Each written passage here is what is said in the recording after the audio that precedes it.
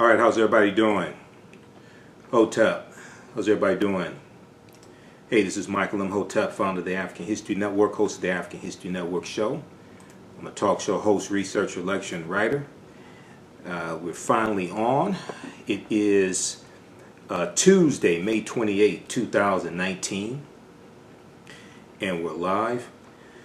So I was trying to broadcast earlier, but got tied up, and then both light bulbs here in the office, both light bulbs burnt out, one after another. So I had to go to two stores and had a hard time trying to find 100-watt light bulbs for some reason. But we're finally here. All right. So everybody share this broadcast. Everybody share this broadcast on your Facebook page. Invite your friends to tune in also. All right, so I wanted to talk about this story. I talked about it a little bit on my show Sunday night, the May 26th Memorial Day edition of the African History Network show. And this deals with the last known slave ship to come into the U.S. called the Clotilda, okay, the Clotilda. And this is a very, very important piece of history, all right? And the Clotilda Slave Ship, there's been a lot written about it. But the ship had, the whereabouts of the ship were not known. And it was revealed on Wednesday, May 22nd, 2019, that the remains of the ship have actually been found. And it's been verified to be the Clotilda. Okay, so we're going to deal with this story. This ties into the history of slavery. This ties into Zora Neale Hurston, who interviewed at the time the last known survivor, or what a lot of people for a long time thought was the oldest known survivor of the Clotilda slave ship. His name was Cudjo Lewis. She interviewed Cudjo Lewis in 1927, the anthropologist and writer in the Harlem Renaissance, Zora Neale Hurston. Okay, and we just found out about I think it was about March of 2019 that it was another survivor who lived longer, 2 years longer than Cudjo Lewis. Her name was Radoshi. And I did a broadcast dealing with Radoshi. Radoshi died in 1937. Cudjo Lewis died in 1935. Okay, so all this history is coming out, and when this history comes out, it causes us to have to readjust some things that we already thought. It causes us to maybe to have to readjust timelines, to make addendums to history. Okay, but this is extremely fascinating, and this ties into African history, African culture, and it ties into our self-esteem, how we perceive ourselves, and this is history that needs to be taught in the schools also. Okay, so let's look at this. There are a few articles I'm going to cite. National Geographic had a really good article dealing with this topic. National Geographic has an article, Last American Slave Ship is discovered in Alabama. Last American Slave Ship is discovered in Alabama. This is from May 26, 2019. Okay, how's everybody doing? And African American business owners, post the name of your business here in the thread of the broadcast. Also, we'll let you know how you can advertise with the African History Network. All right. Okay, so let's look at this first article here from nationalgeographic.com. So, and they actually updated this story on May 28th as well. So, which is good. Also, it was updated. It was just updated. So, the schooner Clotilda, the last known slave ship to bring enslaved Africans to America's shores, has been discovered in a remote arm of Alabama's Mobile River, following an intensive year-long search by marine archaeologists. Quote, descendants of the Clotilda survivors have dreamed of this discovery for generations, says Lisa Demetropoulos Jones, who's executive director of the Alabama Historical Commission, the AHC, Alabama Historical Commission, and the State Historic Preservation Officer. She said, "We're thrilled to announce that their dream has finally come true." We're thrilled to announce that their dream has finally come true. Now, there were four entities basically involved in doing, in searching for the Clotilda Slave Ship. You have the Alabama Historical Commission. You have the Slave Wrecks Project of the Smithsonian National Museum of African American History and Culture, the Slave Wrecks, W-R-E-C-K-S, the Slave Wrecks Project of the Smithsonian National Museum of African American History and Culture. You have another organization called Search Inc., S-E-A-R-C-H, Search Inc., and they got financial support from the National Geographic Society. Okay, so this was a collective effort. All right, now the captives who arrived aboard the Clotilda Slave Ship were the last of an estimated 389,000 Africans delivered into bondage in mainland America from the early 1600s to 1860. Thousands of vessels were involved in the transatlantic slave trade, but very few slave wrecks have been found. Okay, now that number of 389,000, that's on the low end. Okay, so there's a debate going on about how many enslaved Africans were actually brought into this country. We know that the overwhelming majority did not come here. They go into South America, especially in Brazil. They go into Central America, and they go into the Caribbean. Jamaica, Haiti, Puerto Rico, Honduras, Panama, things like this. Okay, so only a very small percentage actually come to the land that we call the United States of America. Now, if you've seen some of my previous broadcasts, you've heard some of the interviews I've done with Dr. David Imhotep, who wrote the book, The First Americans Were Africans, Documented Evidence. You also know that African people have been in this land that we call the United States of America going back at least 51,700 years ago. So even though the transatlantic slave trade did happen, African people come to this land at different periods of time for different reasons, okay? And then also, we also have to understand that African Moors were being enslaved, especially by the Spanish as well. So when the Moors are being kicked out of Europe, when they're being conquered in Spain in late 15th century A.D., going into the early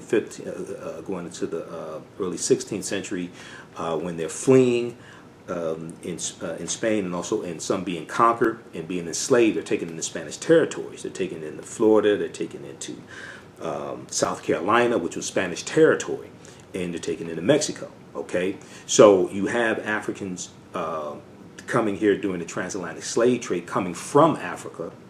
All right, West Africa, Angola. When we look at the Portuguese, Angola, the Congo. All right, but then you also have Africans who are already in Europe. Okay, especially in Spain, being conquered and being enslaved as well. And then you have Native Americans who are here, and some of them Black Indians. You have Native Americans who are here in this land who are being taken, especially by the English, taken into England as well. So you have different things happening at the same time. All right, so this is why we have to understand a chronology of history. So I encourage people to read the book, The First Americans Were Africans, Documented Evidence by Dr. David Imhotep. The First Americans Were Africans, Documented Evidence by Dr. David Imhotep. The book is out of print. I just talked to him 2 weeks ago because I was doing a lecture dealing with ancient Africans in America, and I was consulting with him a little bit on the presentation. His new book comes out in July 2019. His new book, The First Americans Were Africans Revisited, comes out in July of 2019. He's going to let me know when it comes out. I'm going to interview him about it, and I'll probably bring him to Detroit for a lecture, and we may hit some other cities as well doing lectures also. So look out for that as well. If you visit our website, AfricanHistoryNetwork.com, AfricanHistoryNetwork.com, you can listen to one of the previous 11 interviews I've done with Dr. David Imhotep dealing with the first Americans were Africans, documented evidence. All right. Okay, so let's continue. Okay, how you doing? Donna, Heath, Toya, how's everybody doing?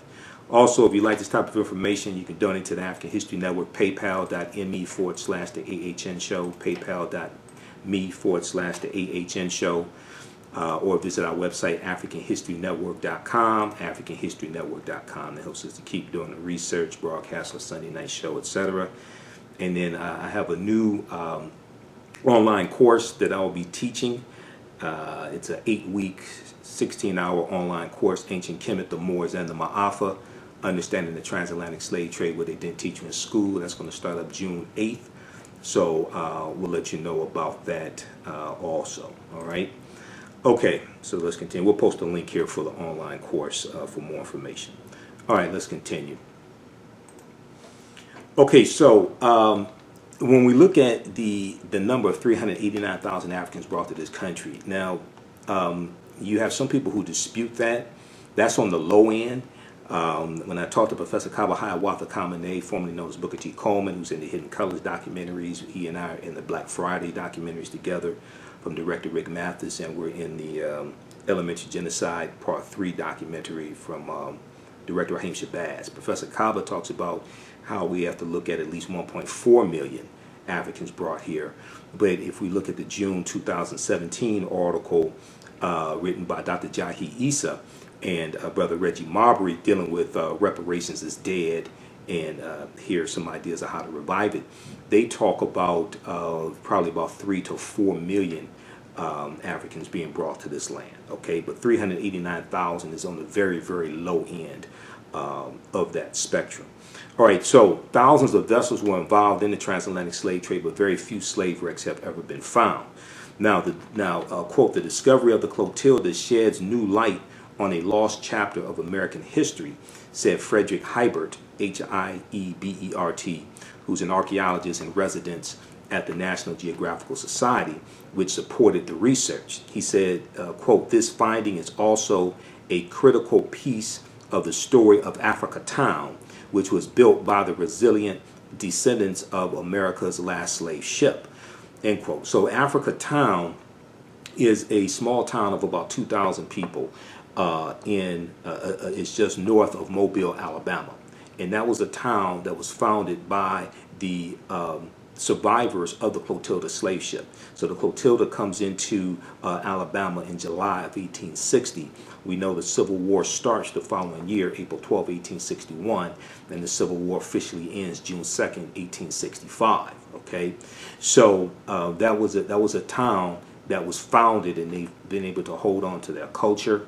There's about 2,000 residents still there today.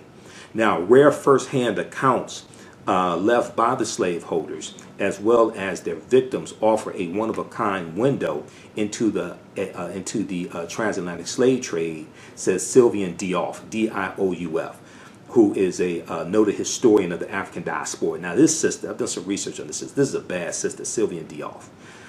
And I reached out to her back in May of 2018 when Kanye West made his idiotic remarks about slavery sounding like a choice. Because Sylvian Diouf, I was already familiar with her, but this sister wrote a book called Fighting the Slave Trade, Fighting the Slave Trade. And her book documents the various ways in which specifically Africans in West Africa fought against the transatlantic slave trade on the continent of Africa. All right, and I got to reach out to her again. I was trying to get her on my show, my Sunday night show, for an interview, but she was out of the country, so I need to reach out to her again, especially being that she's quoted in these articles dealing with this discovery. I need to bring her on for an interview. But Sylvian Diouf said, quote, it's the best documented story of a slave voyage in the Western Hemisphere.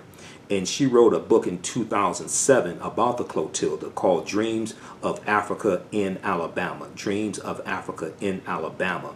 And that book chronicles the Clotilda's saga. Sylvian Diouf said, quote, the captives were sketched, interviewed, even filmed. Okay, and she said, referring to some who lived into the 20th century. We know Radoshi, who was an African woman. It's believed she was probably Yoruba, but she was from Dahomey, which is modern day Benin. Radoshi lived. She died in 1937. And Cudjo Lewis, who's from Dahomey as well, he was captured. He was one of the 110 African men, women, and children on the Clotilda. Their ages were between 5 and 23 on the Clotilda. Cudjo Lewis died in 1935, okay? So, quote, the person who organized the trip talked about it. The captain of the ship wrote about it. So we have the story from several perspectives. I haven't seen anything of that sort anywhere else, end quote. So when we study the history of slave ships and voyages. The Clotilda is probably the most well documented from different perspectives. Okay. Now, in 1927, Cudjo Lewis, then one of the last living Clotilda survivors, shared his life story with anthropologist Zora Neale Hurston. Her book Baracoon, okay, it was called Baracoon. Let's see, it came out in 2018. I think it was March of 2018. Her book came out, and I'll get you the full title of the book. Hold on, Baracoon, the story of the last black cargo. Baracoon, the story of the last black cargo. And the word Baracoon refers to either a pen or either a holding cell for slaves or like a slave dungeon or what some call slave castles. But that's what Baracoon is in reference to. Okay, so her book Baracoon, the story of the last black cargo, published in 2018, includes Cudjo Lewis's telling of the harrowing voyage aboard the Clotilda Slave Ship. Now, the Clotilda story began. Okay, now this is like a really, really sad story. It is triumphant that the remains of the slave ship was found, but the story of why this slave ship existed in the first place is a very, very sad story, and it goes to the insensitivity of and the white supremacy of some white people, and not looking at these African people as really being human beings, okay?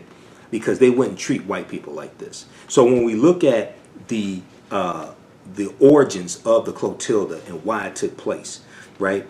The Clotilda story began with a wealthy white landowner named Timothy Meaher, M-E-A-H-E-R, Timothy Meaher, who's a wealthy Mobile, Alabama landowner and shipbuilder. And he allegedly wagered several northern businessmen $1,000 that he could smuggle a cargo of Africans into Mobile, Alabama under the nose of federal officials. Okay? Now, importing slaves into the United States had been illegal since 1808. And southern plantation owners had seen prices in the domestic slave trade skyrocket. Many, including Timothy Meaher, were advocating for reopening the slave trade. So this is, once again, it's another piece of history people don't understand. And I talk about, if you've seen any of my broadcasts in the past, you hear me talk about how the history of slavery is a very nuanced history. Most African Americans don't actually understand the history of slavery. Even though a lot of people are advocating for reparations, most African Americans don't understand the history of slavery. And this is why African American history has to be taught in every school across the country, not just schools where we predominate, where we dominate, but every school across the country. All right. And let me pull up this article here: "Reparations is Dead: How to Resurrect It." Okay, because this ties into some of this history as well. Okay, so we have to have a little background understanding of history. This ties into the U.S. Constitution, okay, and the debate at the Philadelphia Convention in 1787, the spring of 1787. And this ties into Article 1, Section 9 of the U.S. Constitution, which is a basis for a legal argument for slavery also. This is why I tell people, if you've heard any of my radio shows, I tell people we have to read the U.S. Constitution. Not just dealing with the impeachment of Donald Trump, but to understand, law in this country. Okay, so they were debating on whether or not to abolish slavery at the Philadelphia Convention, even though the word slave does not appear in the U.S. Constitution. So they decided to push the abolishment of the international slave trade off for at least 20 years. Okay, so if we look at Article 1, Section 9 of the U.S. Constitution, and this is a book I carry around with me, and you hear me talk about a lot. The Declaration of Independence and other great documents of American history, 1775 to 1865. The Declaration of Independence and other great documents of American history, 1775 to 1865. Okay, so this has the Declaration of Independence, the Gettysburg Address, the U.S. Constitution, and some other documents. This is from Dover Books. This was like $2 at the time that I got it. All right, I got this maybe 10 years ago. So if we look at, you can also go to loc.gov, which is the Library of Congress website, loc.gov, okay, or you can go to archives.gov and you can read the U.S. Constitution there, okay. So if we look at Article 1, Section 9 of the U.S. Constitution, not only does Article 1, Section 9 talk about the Emoluments Clause, which is one of the impeachable offenses that Donald Trump is violating, it also references slavery. Article 1, Section 9 says the migration or importation of such persons as any of the states now existing shall think proper to admit shall not be prohibited by the Congress prior to the year 1808 or 1808, but a tax or duty may be imposed on such importation not exceeding $10 for each person. Okay, all right, so what that is dealing with is the outlawing of the international slave trade, meaning bringing Africans into this country as slaves. Okay, so what happened was March 2nd, 1807, the U.S. Congress outlawed the international slave trade, the importation of Africans as slaves. It became illegal. Now, slavery in this country, being able to trade slaves in this country, being able to have plantations, own slaves on plantations, like Thomas Jefferson did, who became president in 1808, signed the Louisiana Purchase in 1803. That was still legal, but bringing Africans into this country to enslave them was illegal. Not only that, there were abolitionist ships that would be out in the ocean looking for slave ships to take over slave ships because it was illegal. Not only that, you had cases where you had white men who were caught and prosecuted and imprisoned for engaging in this practice. Okay, so even though it became illegal January 1st, 1808, even though it became illegal, you still had white people who violated the laws of this country and continued to do this. All right, so if we look at an article from history.com, history.com is the official website of the History Channel, history.com. It's called March 2nd, 1807, Congress abolishes the African slave trade. March 2nd, 1807, Congress abolishes the African slave trade. And in this article, and history.com is the official website of the History Channel, okay? So you hear me talk about this often because I look at a number of different sources when it comes to history, okay? I look at a number of different sources, and we'll post a link to this article here as well. Okay, so it says the U.S. Congress passes an act to quote, prohibit the importation of slaves.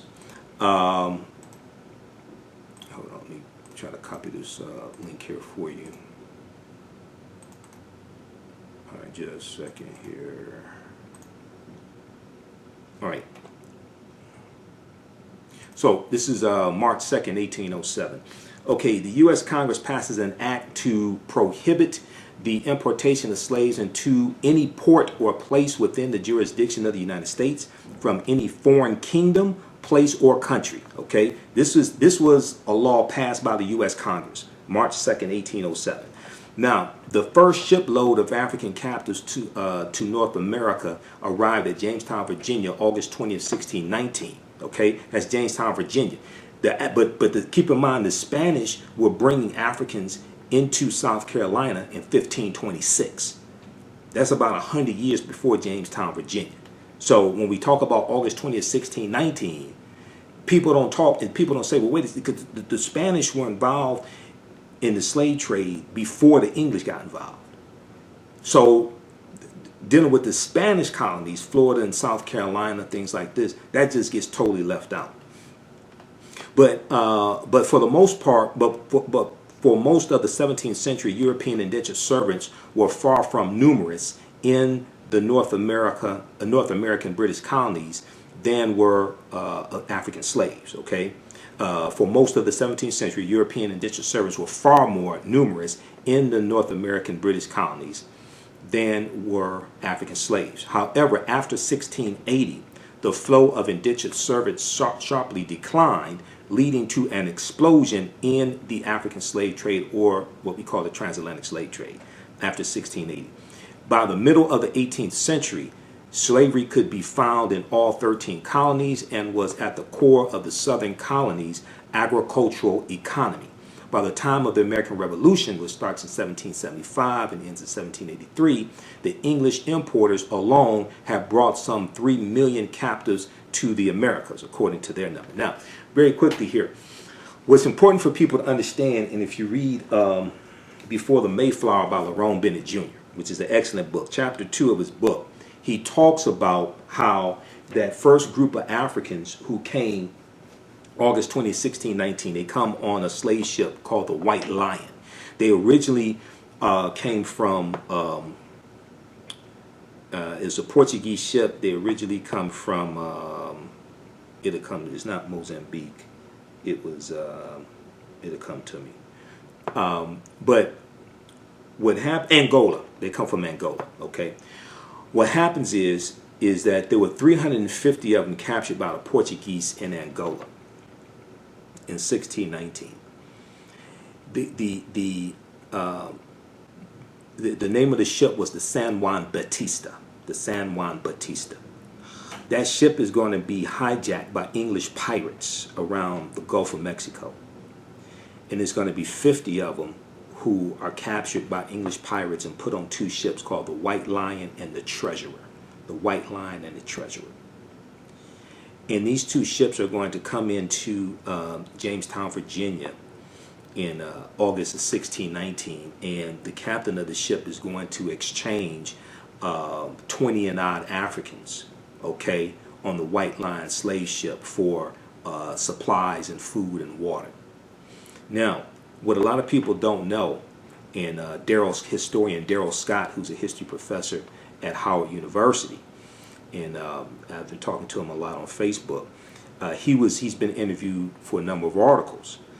There was an article from USA Today a few months ago dealing with the interview that Governor Ralph Northam did on CBS Morning, okay, with Gayle King. Gayle King interviewed Governor Ralph Northam of Virginia. So Governor Northam, we know, is embroiled in the blackface picture in the yearbook, and he doesn't know. First he said it was him, then he said it wasn't him. Nobody knows whether or not it's him or what have you, okay? But he was interviewed by Gayle King on CBS this morning, and he talked about how he referred to that first group of Africans in Virginia that came in August 20, 1619. He referred to them as indentured servants. And Gayle King corrected him and said they were slaves, right? Well, a lot of people did not read the articles. They just read the headlines, okay, about this interview. Now, USA Today, and I talked about this on my radio shows, USA Today has an article from February 11th, 2019, and it was updated February 18th, 2019, called Virginia Governor Ralph Northam Slammed for Referring to First Indentured Servants from Africa Instead of Slaves. So he wasn't saying that all Africans who came to this country during slavery were indentured servants. He was referring to the first group, 29 Africans. What most people don't know is that slave statutes did not exist in any of the 13 colonies, any of the 13 British colonies in 1619. The designation of slave didn't even exist then. You had indentured servants. Those 29 Africans, they were put into indentured servitude, and they're going to be released after about 3 to 5 years or so of indentured servitude, and they're going to be compensated with land. Lerone Bennett Jr. talks about this in Before the Mayflower in chapter 2, okay? In chapter 2, pages somewhere around, let me see, I think it's like pages 25 through 40, something like that. Let's see, chapter 2, 6, this is the 6th edition of Before the Mayflower. Chapter 2 starts on page 28. Okay, so you read about page 28 to about 40. Because this is a very nuanced history, and most people don't understand this history. In February 13th, 2019, I called in the Reverend Al Sharpton's radio show, Politics Nation. Some of you may have heard it, and went through this history, cited sources, documentation. He still didn't understand. You know, I like Reverend Al, but he didn't understand the history.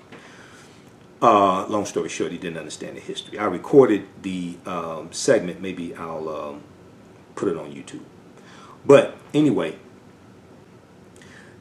the first colony to have a slave statute is the colony of Massachusetts in 1641.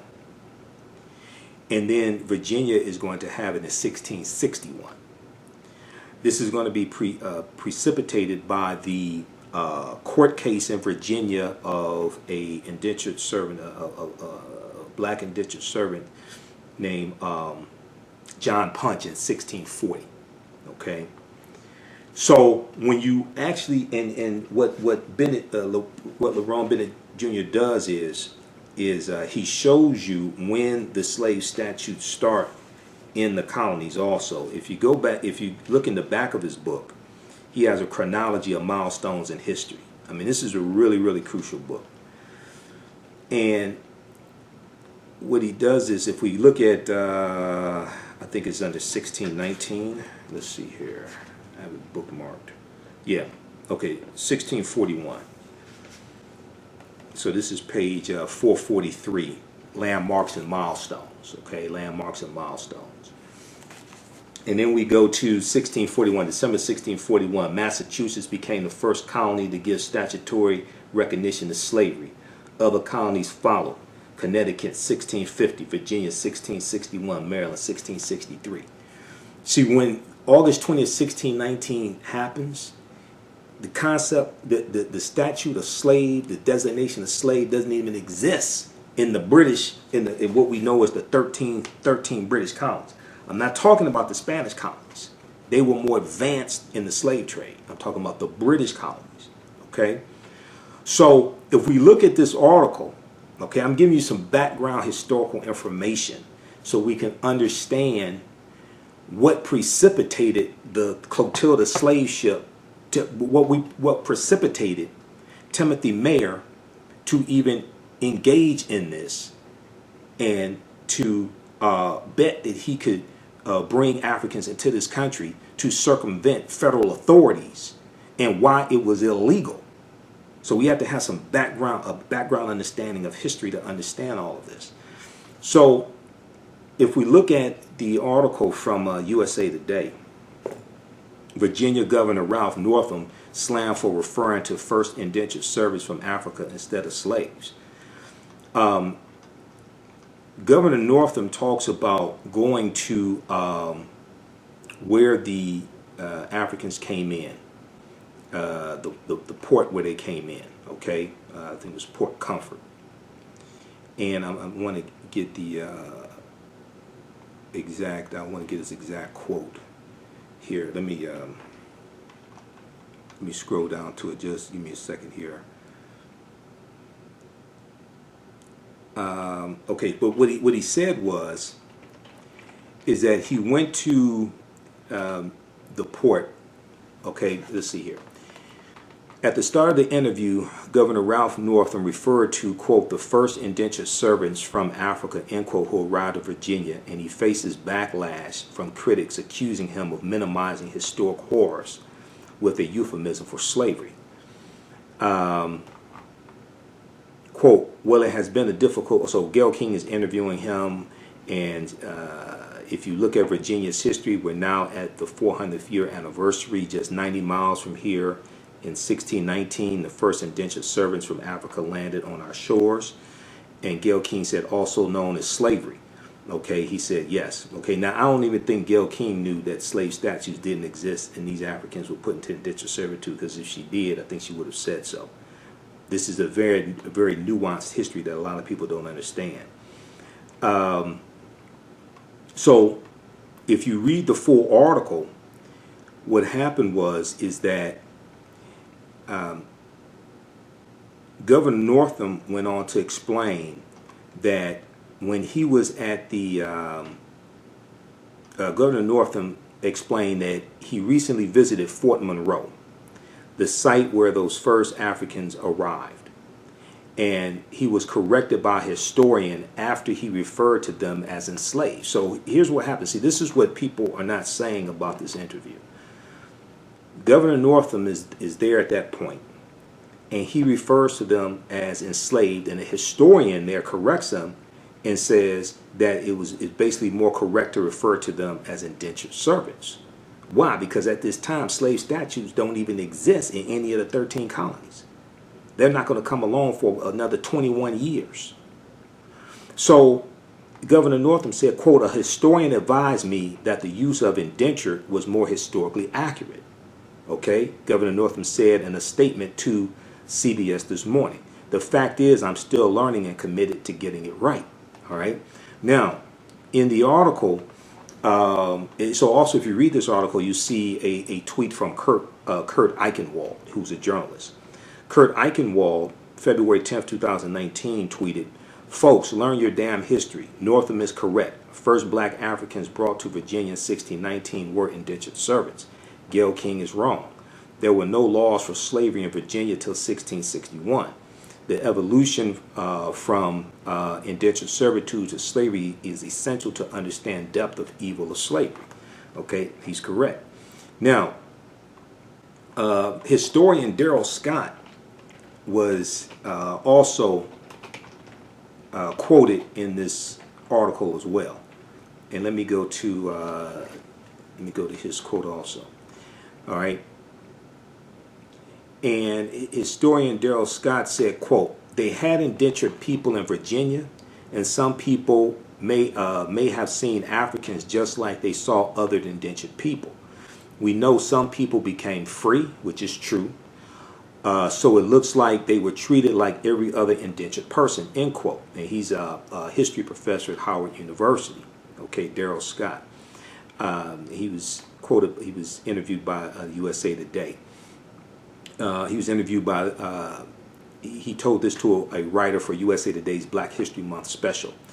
And some of those early arrivals even went on to acquire land and slaves themselves or indentured servants themselves. That is true also.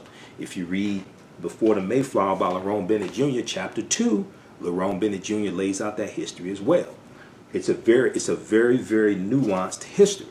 So this is why a lot of the generalizations about slavery are not accurate. This is why we really have to study the history, really have to do the research, and this is why this history has to be taught in every school across the country. You hear me talk about the study from the Southern Poverty Law Center, Teaching Hard History American Slavery, Teaching Hard History American Slavery, and you can download that from splcenter.org, and that's a really good study because it documents how the history of slavery is being incorrectly taught in schools across the country and the damage that it does, and then it lays out ways to more correctly teach the history of slavery. It's a 52-page study, and normally I have it here. It's in my backpack because I took it to the radio station with me to do my Sunday night show.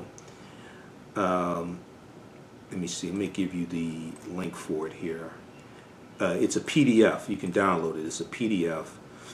And it's at the Southern Poverty Law Center's website, splcenter.org. But it's called Teaching Hard History American Slavery. Okay. Let me post a link here for you all as well. Okay. So when I teach, when I do my online course, especially the new online course I'm going to do starting starting June 8th, 2019. June 8th, 2019. Ancient Kemet, the Moors, and the Ma'afa, Understanding the Transatlantic Slave Trade, what they didn't teach them in school. 2019 edition. That's going to kick off. It's going to be live. We stream it. It's an online course. Let's see, there'll be 8 sessions, 8 consecutive Saturdays, starting June 8th, 2 hours each, 16 hours. We're going to get deep into this history, thousands of years of history, and that's going to be it's going to be $80 for the full course. You can watch it over and over again. It'll be archived. You can watch it over and over again. Okay, so it's an online course at our online school, the African History Network School. We'll post a link for that. For more information, you can register for that now. All right, how's everybody doing? Okay, share this broadcast on your Facebook page. Invite your friends to tune in also.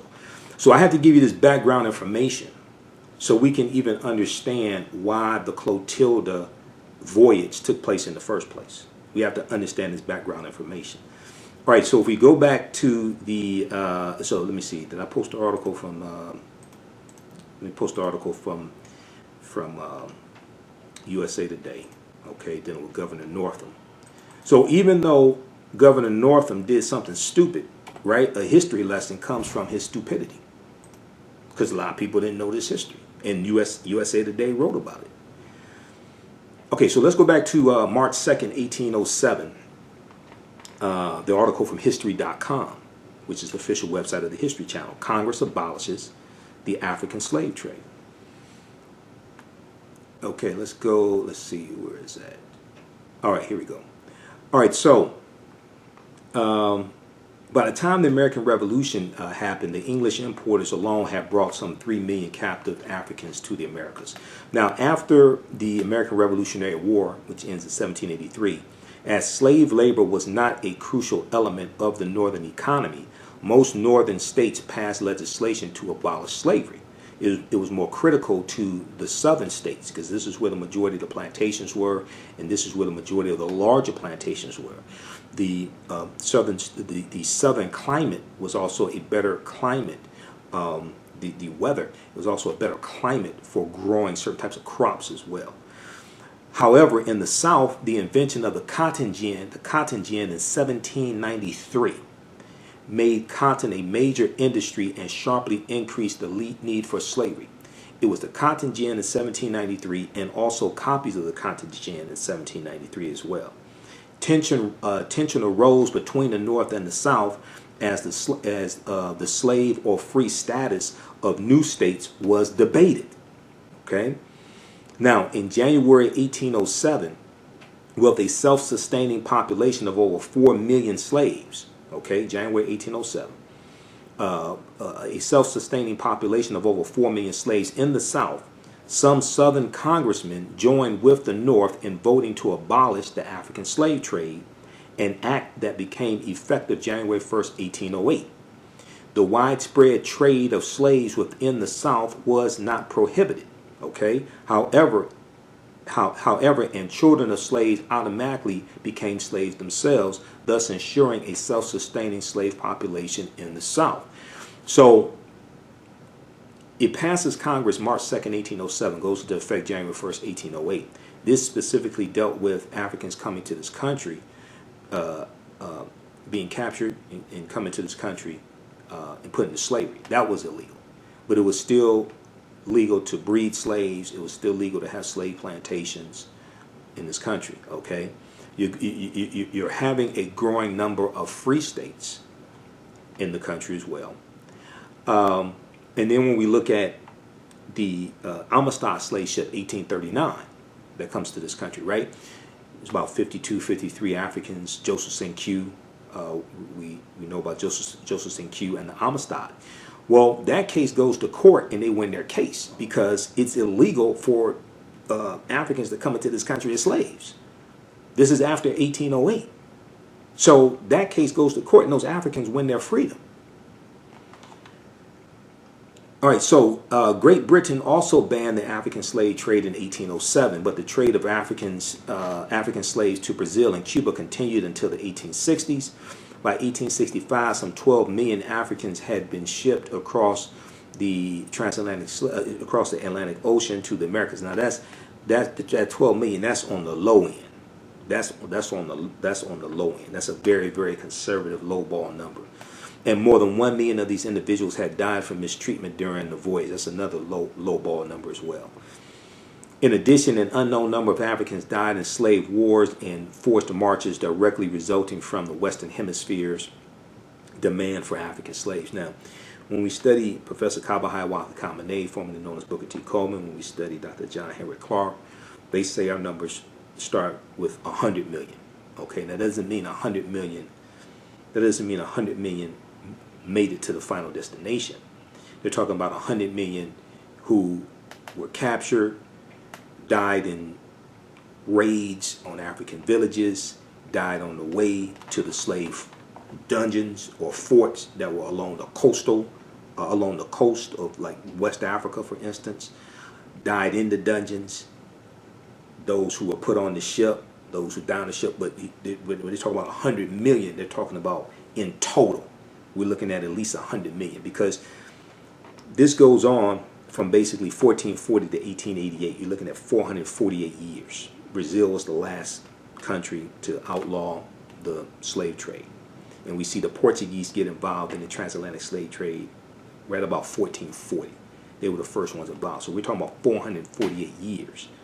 Okay, we're not just talking about the British involvement or the involvement of the United States.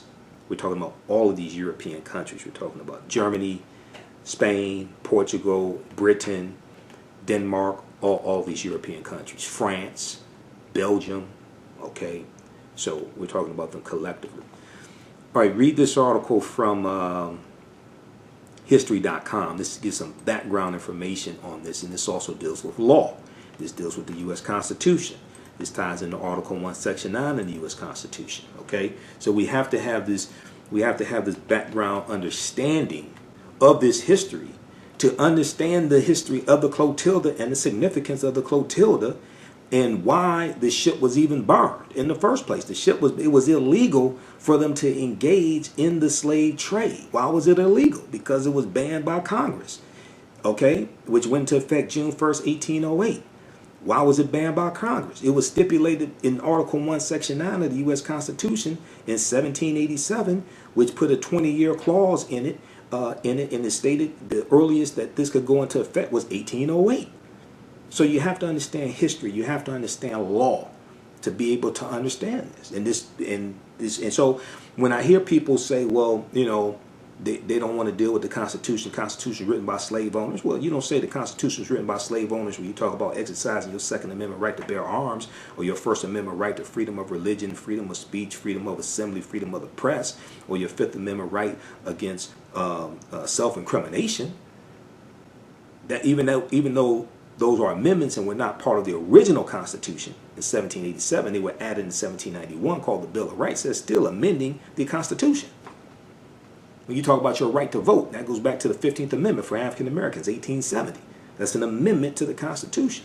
So even though you had a lot of slave owners who were involved in writing the Constitution, all of them weren't slave owners, but even though you had a lot of slave owners who were involved in writing the Constitution, if you understand law, you understand Article 6 of the U.S. Constitution clearly tells you that the U.S. Constitution, all of the previous treaties, and all of the subsequent treaties are the supreme law of the land as well.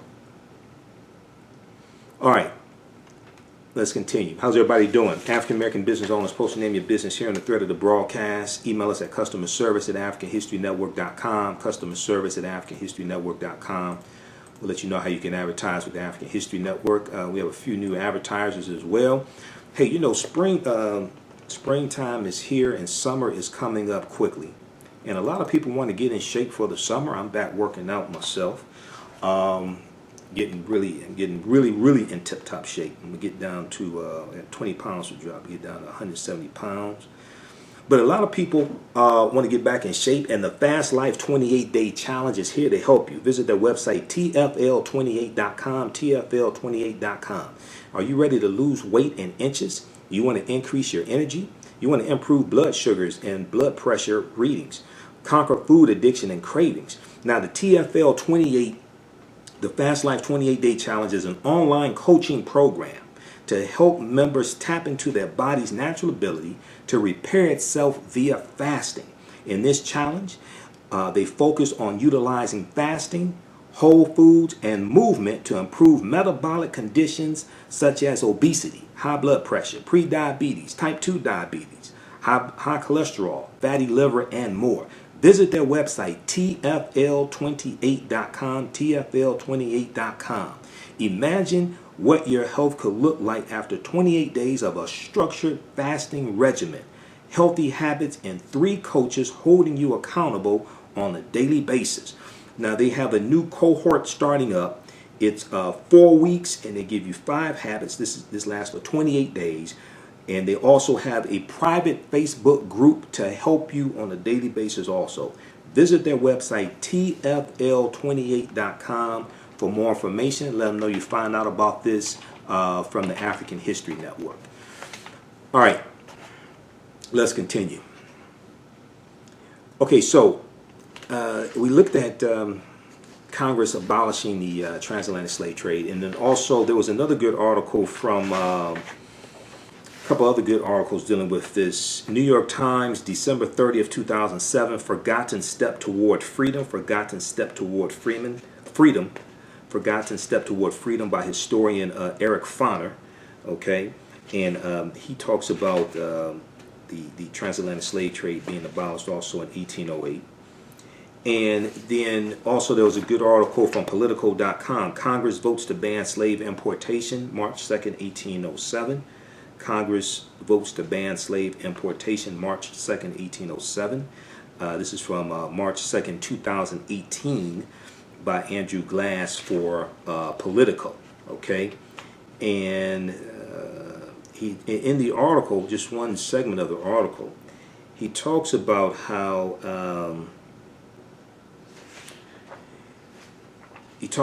let's see, the ban took effect on January 1st, 1808. By the time the lawmakers acted, every state except South Carolina had already abolished the slave trade, okay? He's talking about the importation of Africans into this country. Now, the legislation was promoted by President Thomas Jefferson, who became president in 1800, who called for its enactment in his 1806 State of the Union address, and who favored acting on the issue since the 1770s. His views reflected the trend toward abolishing the international slave trade, which Virginia followed, by all the other states, had banned or restricted since the prior decade. South Carolina, however, had reopened its slave trade, dealing with the transatlantic slave trade. Keep in mind also, South Carolina was the first state to secede from the Union, which led to the Civil War. December 20th, 1860, South Carolina secedes from the Union the month after Abraham Lincoln became president-elect, which was November 6, 1860. And Abraham Lincoln was of the Republican Party, which was the party of abolitionists. It was formed by abolitionists in 1854. Now, with a self-sustaining population of more than 4 million slaves already living in slave-owning states, some Southern congressmen joined the Northerners to enact the ban. However, internal slave trading throughout the South remained unimpeded by the legislation. Children of slaves also became slaves, ensuring a growing slave population. Now, moreover, historians estimate that up to 50,000 slaves were illegally brought into the United States after 1808, mostly through Spanish Florida and Texas before those states were admitted to the Union. However, when we look at the article from Dr. Jahi Issa and Brother Reggie Marbury, their research finds that number is much more. They talk about somewhere between, if I remember correctly, okay, so section 2 of their article dealing with reparations is dead. Here's how to resurrect it. They talk about from 1808 to 1863, 800,000 to 1 million documented and undocumented African nationals were illegally trafficked into the United States and were robbed of their inalienable rights and dehumanized by making them into commerce, property, chattel, and enslaved. However, the states had a vested interest in hiding this number to cover their conspiracy. It is now clear that this post-1808 system was not slavery according to the laws of the United States. Rather, it was a 5 decades-long crime of human trafficking outside the boundaries of law. Various Supreme Court cases hid these realities and covered these crimes by calling the unlawfully captured humans, quote-unquote, slaves, when the truth is they never gave up their citizenship in the kingdoms and city-states that they were taken from, and this practice was deemed illegal according to international law of that time and the laws of the United States. The human trafficking of Africans is a wider study, for it deals with not only enslavement, but the ripping of Africans by pirates supported by the United States, the forced labor of Africans who were not enslaved, and the conspiracy of the new states that needed this new labor so that the new country could grow. The study of slavery in the United States is a subset of the crime of human trafficking that has modern ramifications. So when we deal with a legal argument for reparations, because I'm not into these emotional arguments for reparations. If you listen to my broadcast, you listen to my Sunday night show, I'm not into most of these arguments for reparations. They're not legal arguments. If we look at legal arguments for reparations, this is one of the legal arguments, because it was illegal to bring these Africans into this country from January 1st, 1808 up until 1860 with the Clotilda. All of that was illegal based upon the laws of the United States. So if we look at legal arguments for slavery, that's a foundation of a legal argument, because all the Africans that were brought to this country prior to January 1st, 1808, all that was legal based upon the U.S. own laws. So how could you claim back pay for these Africans brought to this country when it was legal to do all that? And at the same time, what I try to explain to people is, when you study the history of slavery in this country, where did you read that slaves were supposed to be paid? So how do you sue for back pay when the whole purpose was to enslave you and not pay you in the first place, and it was legal not to pay you? How do the descendants of enslaved Africans come 154 years after chattel slavery ended and try to sue for back wages when it was legal not to pay you in the first place? But those who were brought to this country from January 1st, 1808 to 1860, the last known slave ship, the Clotilda, which comes in, I think it was July 9th, 1860, all of that was totally illegal based upon federal law and international law. All that was totally illegal. So this is why we have to understand law. Then they go and they lay out court cases. Gibbons versus Ogden, 1824. Worcester versus Virginia, 1832. The United States versus the Amistad, 1841. The Amistad case is probably the most famous case known to the public as it regards. So the Amistad came in 1839, but the case actually goes to trial in like 1841. The Amistad case is probably the most famous case known to the public as it regards captured African nationals and the illegality of human trafficking for the purpose of chattel slavery to the United States. After doing an inquiry into who those African nationals, the Mende, on the Amistad ship were, the Supreme Court ruled that the United States had no jurisdiction over them because, according to the court, quote, by those laws and treaties and edicts, the African slave trade is utterly abolished. The dealing in that trade is deemed a heinous crime, and the Negroes thereby introduced into the dominions of Spain are declared to be free. Because the Amistad, that was a Spanish ship. It wasn't an English slave ship. It was a Spanish ship, but it came into this country. They were not slaves, but are kidnapped Africans. They were not. This is the direct quote.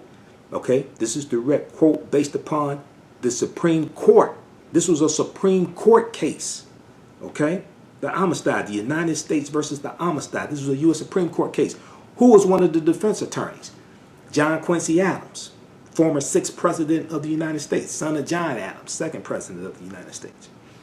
They were not slaves, but are kidnapped Africans who, by the laws of Spain itself, are entitled to their freedom, and were kidnapped and illegally carried to Cuba and illegally detained and restrained on board of the Amistad.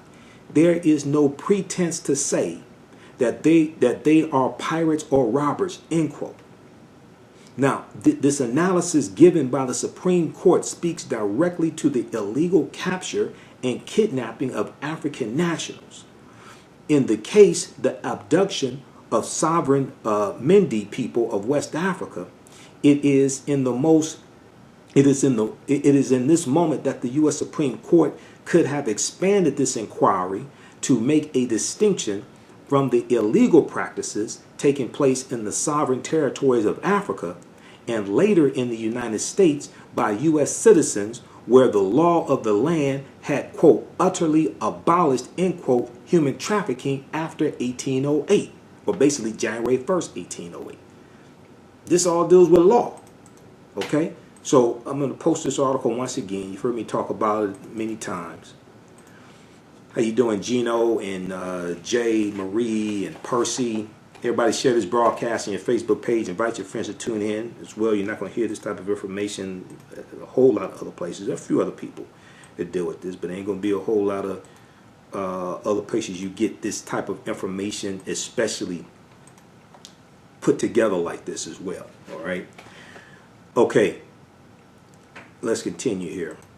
So when we look at the Clotilda, we have to understand this background history to be able to put the discovery of the Clotilda into the proper historical context, and then understand what led up even to this voyage of human trafficking taking place in the first place. Because I haven't even got to that story of Timothy Meaher. Okay, I'm just trying to give you this background history on this. All right, so back to this article from Politico.com very quickly. And then we posted the article. I posted the article again here. Reparations is dead. How to resurrect it. This is from blackagendareport.com. This is a fantastic article from Dr. Jahi Issa and Brother Reggie Marbury. Okay, and I interviewed these two brothers back in 2017. This is from July 12, 2017. So later in 2000, I think it was like August 2017, September. I did a 2-part interview with them. We did about 4 hours, going deep into this history. Visit our website, AfricanHistoryNetwork.com, AfricanHistoryNetwork.com, and on the homepage, click on Listen to Podcasts. I have over 900 audio podcasts of my shows and broadcasts. And go back to July or August, or just search for reparations or Jahi Issa. Just search for that, and it'll come up with the podcast. Okay, and wherever you get your podcast from, we're on 8 different podcast platforms: iTunes, Castbox, Acast, FM Player, TuneIn.com. We're on 8 different podcast platforms also. All right, let's continue. Okay, so in 1820, slave trading became a capital offense with an amendment to the 1819 Act to protect the commerce of the United States and punish the crime of piracy. All right. And once again, this is the article from Politico.com.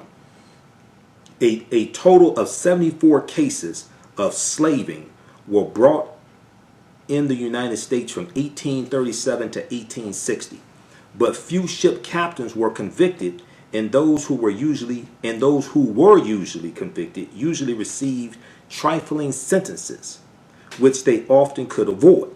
But a lot of people don't know this. You had 74 cases of slaving, people violating the 1808 ban on the international slave trade. 74 cases of slaving were brought in the United States from 1837 to 1860. Okay. Okay, so read the rest of this article here. This is from Politico.com. Congress votes to ban slave importation March 2nd, 1807. Congress votes to ban slave importation March 2nd, 1807. This is from Politico.com. Some more background information. So, and when I do the online course that I teach as well, and we have a new one starting up Saturday, June 8th, 2019. It's live. We do live streaming. It's at our online school, the African History Network. You can watch from around the country. You watch live, ask questions in the live chat. I do a PowerPoint presentation. We have book references. In the whole course, I have about 50 articles that I'll reference.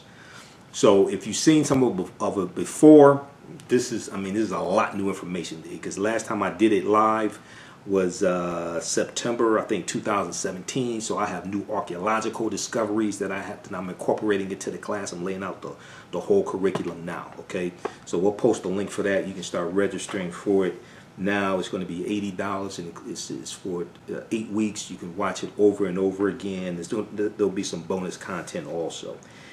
It is called Ancient Kemet, the Moors, and the Ma'afa, Understanding the Transatlantic Slave Trade, what they didn't teach you in school. And Kemet is one of the original names for Egypt, and we deal with the 800-year occupation of Europe by the Africans known as the Moors, who take the teachings from ancient Egypt into Europe, take the teachings from ancient Africa into Europe. It brings Europe out of the Dark Ages, and all this leads to the transatlantic slave trade happening. Because when you actually understand a chronology of the wars and the fights between the African Moors and Europeans, and you see how this leads to the transatlantic slave trade happening, you understand that the transatlantic slave trade was more Europeans getting revenge on Africans, getting revenge on the Moors, as opposed to it just being an isolated incident. The transatlantic slave trade didn't just didn't just happen. No, that's the result of a sequence of historical events. And also you have to read Golden Age of the Moor. This is one of the books that I use as a source in the course. Golden Age of the Moor, edited by Dr. Ivan Van Sertima. When you actually understand, when we study the way the transatlantic slave trade is taught, and Dr. Leonard Jeffries, who's one of my teachers, taught me this, as well as Professor Kaba Hiawatha Kamene, another one of my teachers, as well as Professor James Small, another one of my teachers also. And you've heard articles, you've heard interviews I've done with all of them. If you haven't, go to AfricanHistoryNetwork.com, click on the link on the homepage, listen to podcasts, and we have tons of interviews I've done with all of them. Professor Kaba and Dr. Leonard Jeffries especially talk about how you can either study the transatlantic slave trade episodically as an episode in history, okay, like it just starts happening in 1440, 1441 with the Portuguese, or you can understand it chronologically. So because of the way I was taught, that's how I teach it. And I teach it chronologically, and you have to understand the history of the Moors. This is something I especially learned from Professor Kaba Kamene, and something also I learned from Dr. Jose Pimenta Bay, because I interviewed Dr. Jose Pimenta Bay back in 2010. He was one of my first interviews when I started doing radio. And I saw some of his lectures on YouTube. And Dr. Jose Pimenta Bay has an essay in this book, along with Renoko Rashidi has an essay in this book, Jan Carew, Dr. John G. Jackson, Dr. Wayne Chandler, Golden Age of the Moor, edited by Dr. Ivan Van Sertima. And Dr. Jose Pimenta Bay used to teach classes on the history of the Moors at Temple University, okay, where Dr. Malefikete Asante is.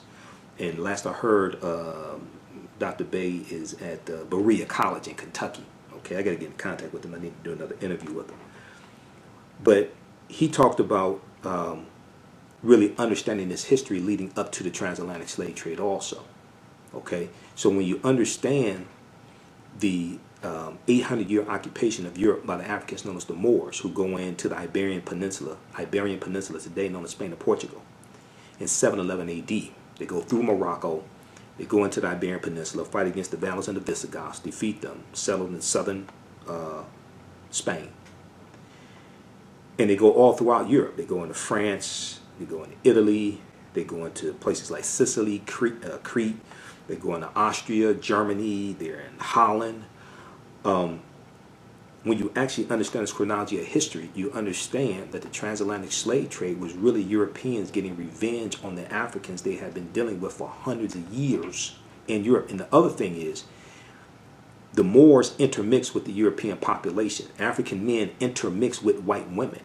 And when these Moors go into these various countries, they to a large extent change the complexion of the European population. You're going to see a bigger impact in the change of the complexion in Spain and Portugal than you will in England, because England is further away from Morocco where they're going in. But Spain and Portugal are right above. When you look at a map, Spain and Portugal are right above Morocco. So we see the Moors influence the architecture in Europe. We see it influence the science, the math, the medicine. We see it influence the clothing, the foods. They're introducing all types of foods. They're introducing musical instruments. But we also see it in the language. Okay, We see it in the language, in the words used in Europe, but we also see it in the bloodline of Europe as well. And if you look at what was called coats of armor or heraldry, and the coats of armor that various European families would have, and they would have like the names of their ancestors, like on their family tree, and they'd have their coat of arms, the coat of arms I should say, not coats of armor, but coat of arms. Oftentimes when they show these pictures of the coat of arms, it'll have an African Moor's head there, showing that they have a Moorish ancestor.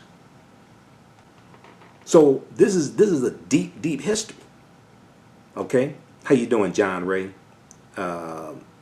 Shale Jones, Oliver? This is a very, very deep history, and it has to be studied chronologically as opposed to episodically. If you study it episodically, starting in 1440 or 1441 or 1455 or 1492, August 3rd, 1492 with Columbus, you think you won't understand that this was Europeans getting revenge on Africans, especially the African Moors. All right, so let's continue. And also, if you like this type of information, you can donate to the African History Network, paypal.me/the AHN show, paypal.me/the AHN show. It helps us to stay on the air, keep doing the research, finance the Sunday night show, finance the research, pay the bills as well. Or go to our website, AfricanHistoryNetwork.com, click on the yellow donate button, and you can donate to the African History Network there. Also, you can set up for recurring donation. We have the bundle pack, also the DVD bundle pack, The Africans That Were Here Before Columbus, The Africans That Were Here Before Columbus. That is a 8 DVD bundle pack. And if you order that one, you're going to get my new lecture that I just did May 11th.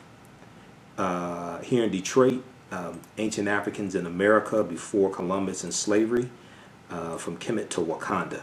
Okay, that's a new one I just did. I just put it on DVD. I'm designing the label for it, so you'll get that one. That'll be included in that bundle as well. That's an 8 DVD bundle pack, and it's on sale $50 right now. The Africans That Were Here Before Columbus. We just posted the link here for it. It's also at our website, AfricanHistoryNetwork.com. AfricanHistoryNetwork.com. Okay, so let's go back to the article. We got through the one from Politico and also History.com. Let's go back to the main article from National Geographic. Last American slave ship is discovered in Alabama. Last American slave ship is discovered in Alabama. Okay, now I've given you some background information. Now we can get into how this voyage started, why this voyage started, being that it was illegal. So the Clotilda story began when Timothy Meaher, a wealthy Mobile, Alabama landowner and shipbuilder, allegedly wagered several northern businessmen $1,000 that he could smuggle a cargo of Africans into Mobile, Alabama, under the nose of federal officials. This is in 1860. It's illegal. It's been illegal for over 40 years. Okay, over 50 years. It's been illegal. Okay. Importing slaves into the United States had been illegal since 1808, and Southern plantation owners had seen prices in the domestic slave trade skyrocket. Many, including Timothy Meaher, were advocating for reopening the transatlantic slave trade. You have the Cotton Gin 1793, copies of the Cotton Gin also. This lowers the cost of production of cotton. This increases the need for African slaves. 1803, the Louisiana Purchase is signed by President Thomas Jefferson. They get 828,000 square miles of land for less than 3 cents an acre. This doubles the territory of the U.S. at the time. This increases the amount of land they have to grow crops and increases the need for slave labor.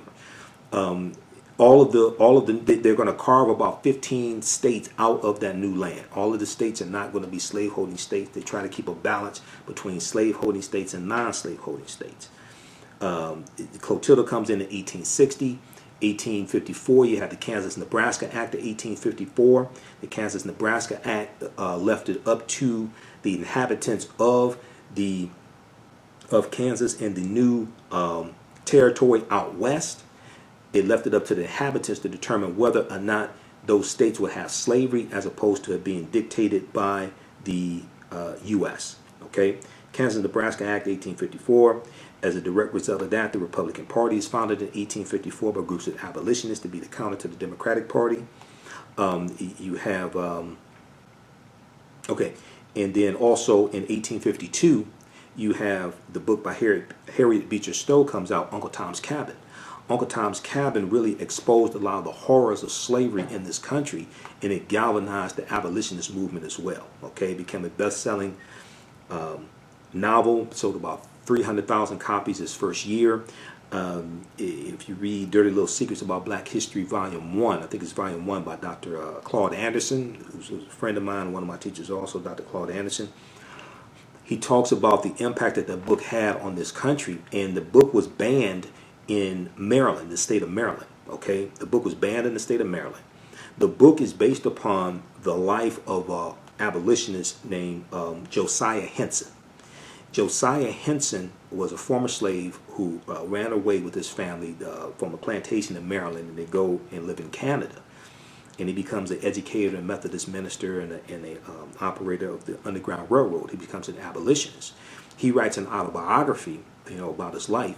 Harriet Beecher Stowe reads his autobiography, and she patterns the Uncle Tom character in Uncle Tom's Cabin after Josiah Henson. Okay. So when you actually read the book Uncle Tom's Cabin, Uncle Tom was not the type of African American who the term Uncle Tom becomes synonymous with. He was not the one who was a ally of the whites or the one who would betray African Americans, things like this. That was the character of Sambo, who was a slave, who was the one who would do the bidding of the slave master. Okay, Simon Legree.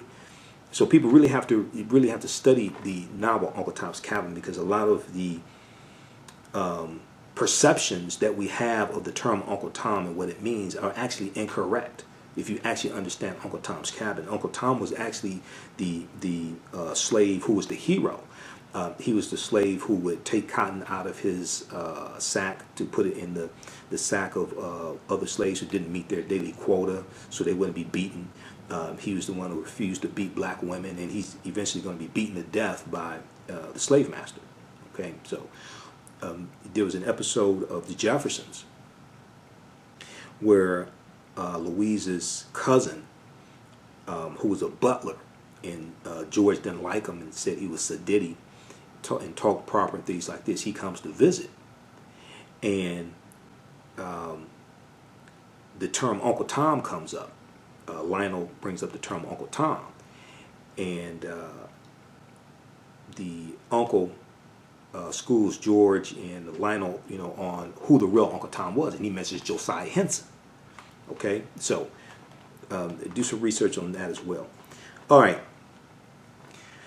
so importing slaves into the United States had been illegal since 1808, and Southern plantation owners had seen prices in the domestic slave trade skyrocket. Now, many, including Timothy Meaher, a wealthy white Mobile, Alabama landowner and shipbuilder, were advocating for reopening the slave trade also. All right.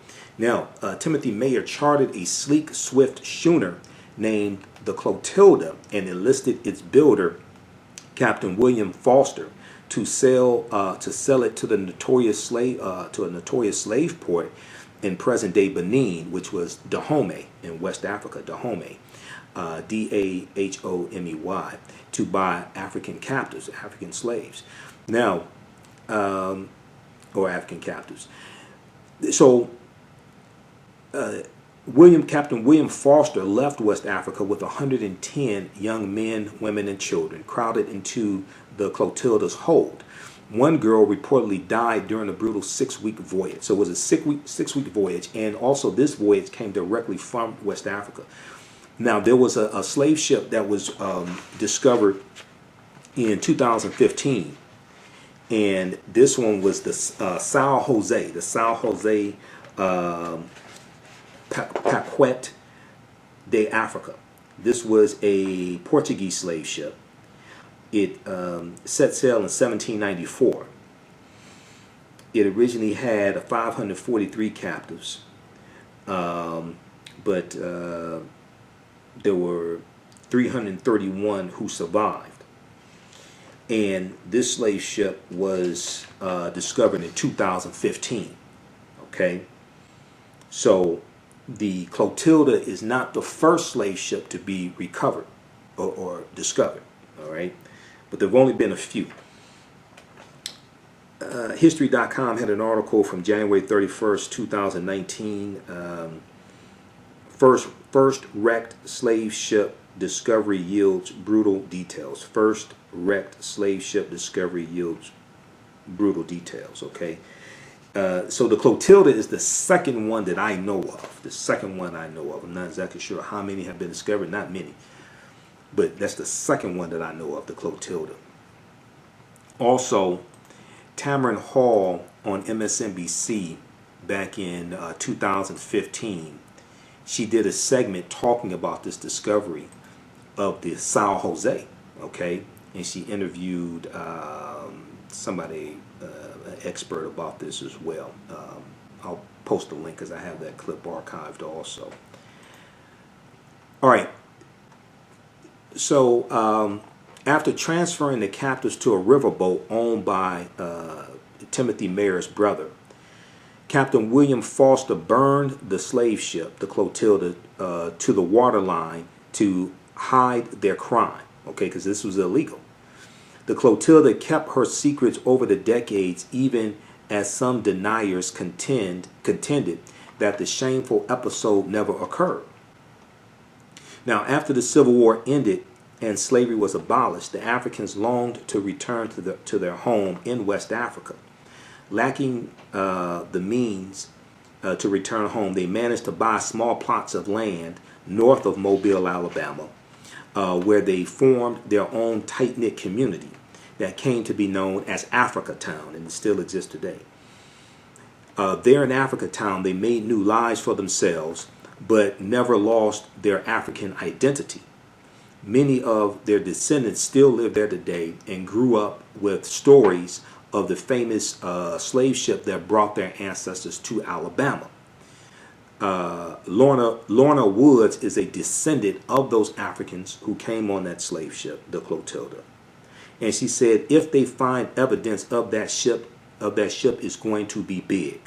All Mama told us would be validated. It would do us a world of good. Now, Mary Elliott, who is a curator at the Smithsonian National Museum of African American History and Culture, agrees.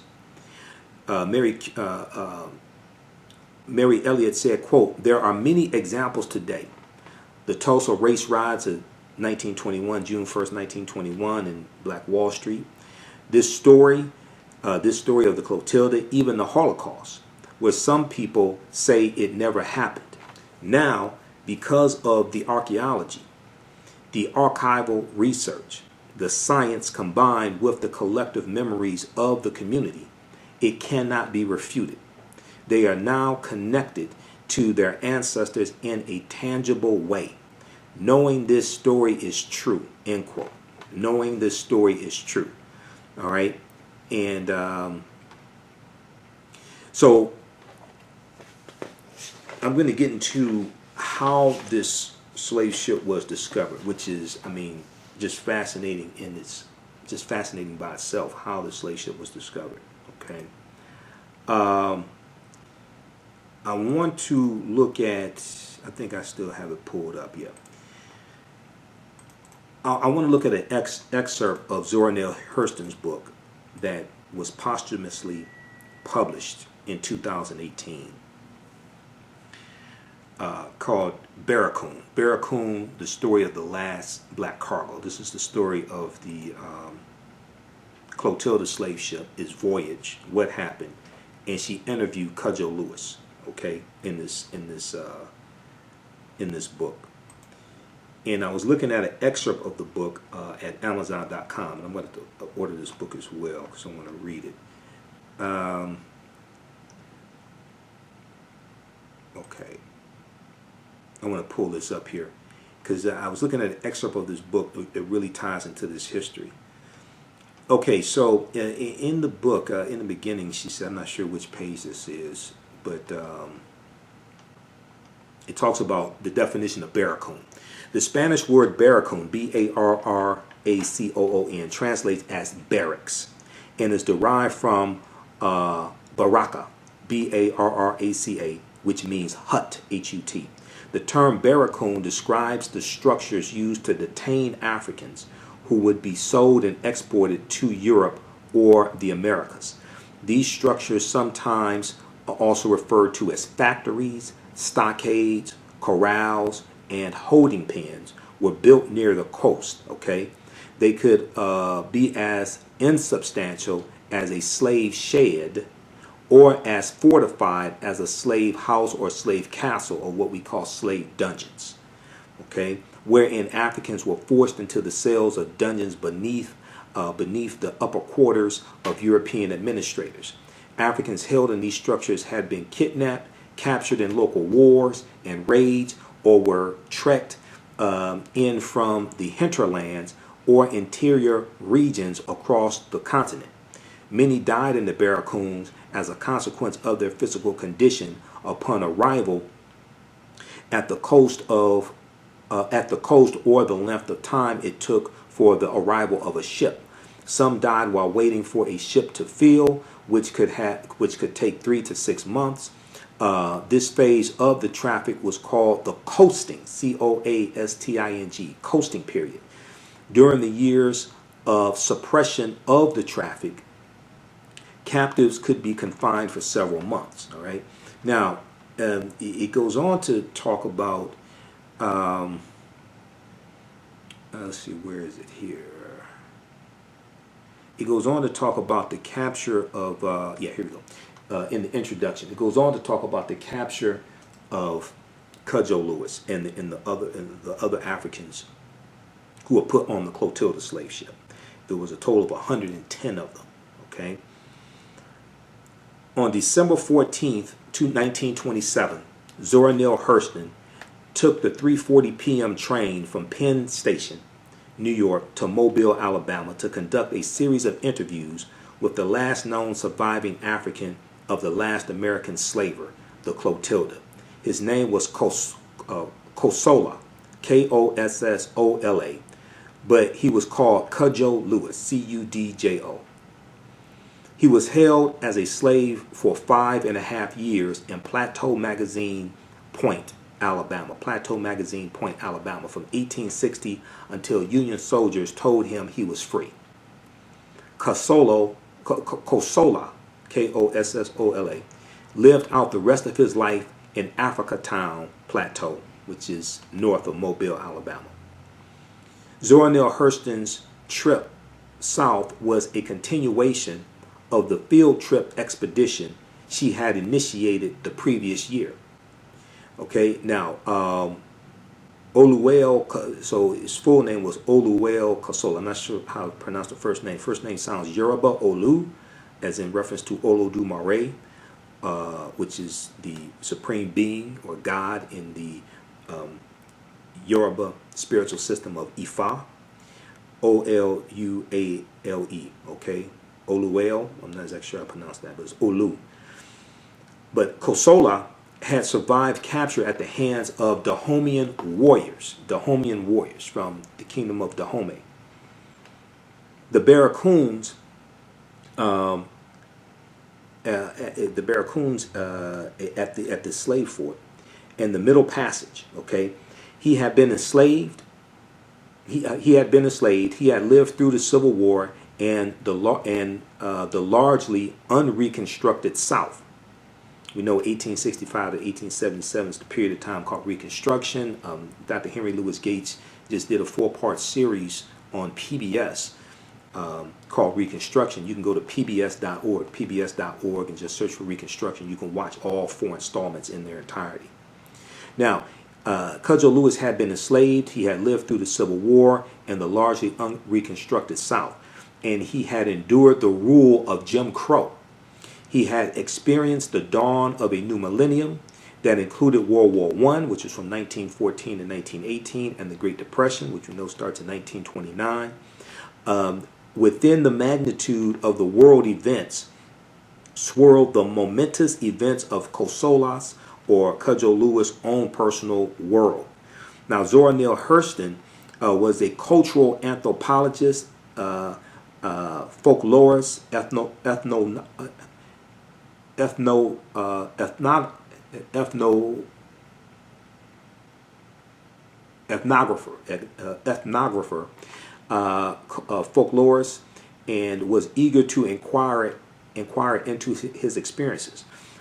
She said, quote, "I want to know who you are, okay, and how you came to be a slave, and to what part of Africa do you belong, and how you fared as a slave, and how you have managed as a free man," okay, she asked. Now, Kosola absorbed her every question, then raised a tearful countenance, okay. He said, "Thank ye, Jesus," okay, Thankee.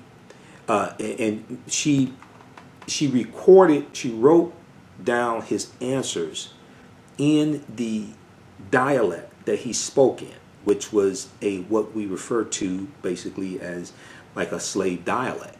Okay, so she wrote it exactly as it was, and her book was not published till 2018. She couldn't find a book publisher. Many African Americans took offense to the way she actually recorded his responses in the slave dialect. And then also there was a problem because she was accused of molesting a boy, a 10-year-old boy, but she was later proven to be innocent of those charges also. Okay.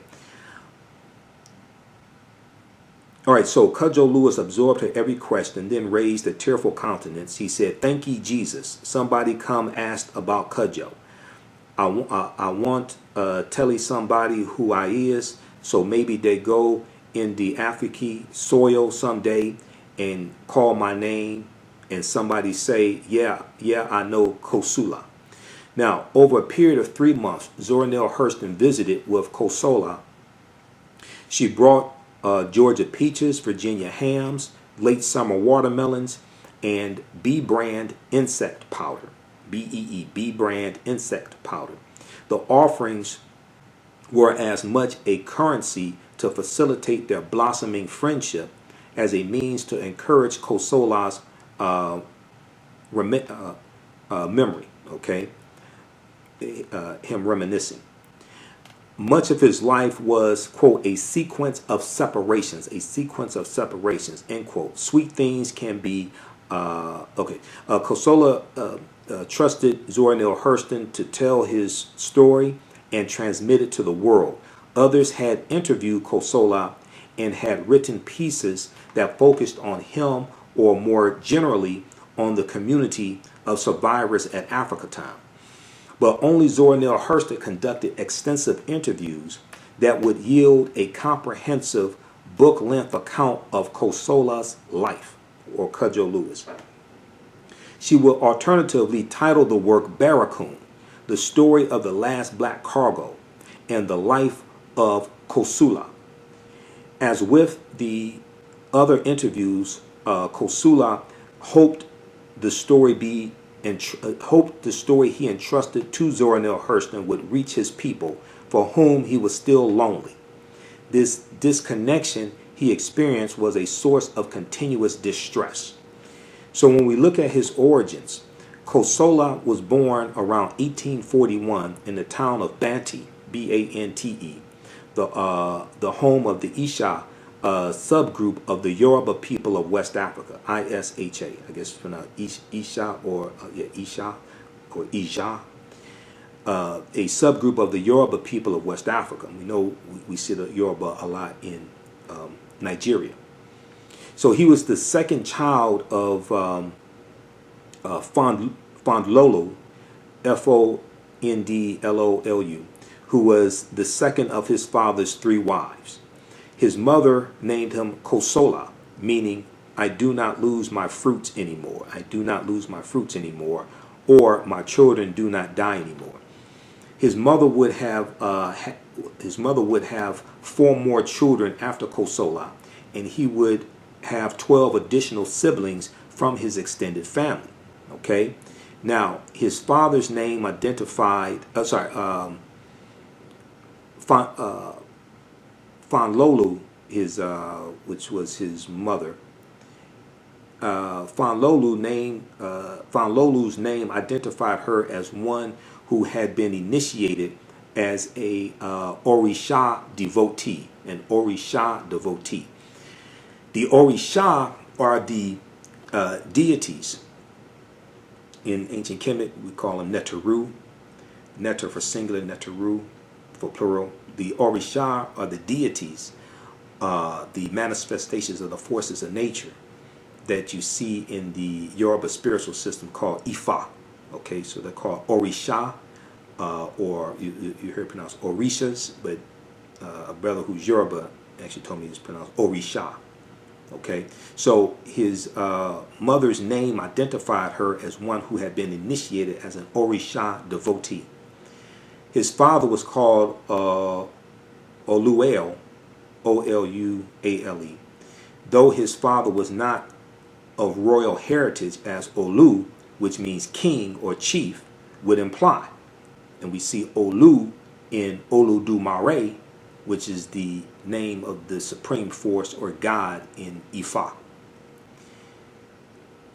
Though his father was not of royal heritage, as Olu, which means king or chief, would imply, Kosola's grandfather was an officer of the king of their town and had land and livestock.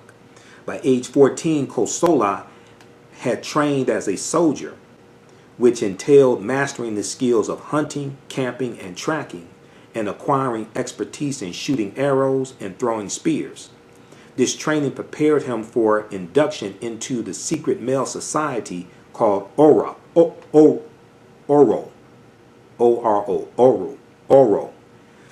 This secret male society was responsible for the dispensation or dispensing of justice and the security of the town. So when people talk about fraternities and sororities, and they don't understand that Africans had secret societies. Most African cultures had some type of secret societies, secret initiations. It wasn't just ancient Kemet with the Grand Lodges. It wasn't just ancient Kemet, even though we see the Freemasonry based upon the watered down teachings coming from the ancient Egyptian mystery system. But all throughout Africa, they're going to have various types of secret societies.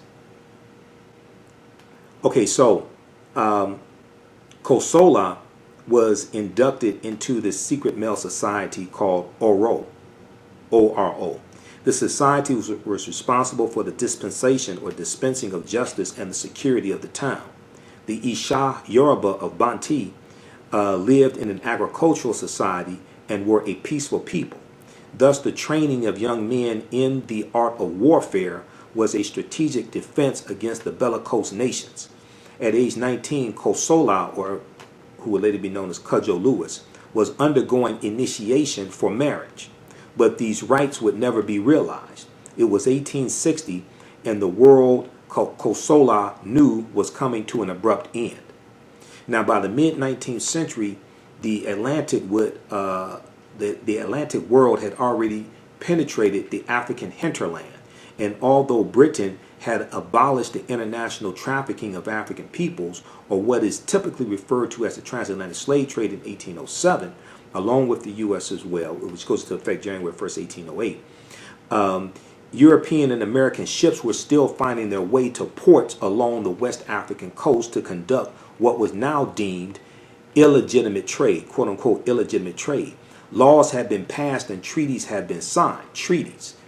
Article 6 of the U.S. Constitution states that the U.S. Constitution, all the previous treaties, all the subsequent treaties are the supreme law of the land, like the Treaty of Peace and Friendship, 1796, 1786, 1787.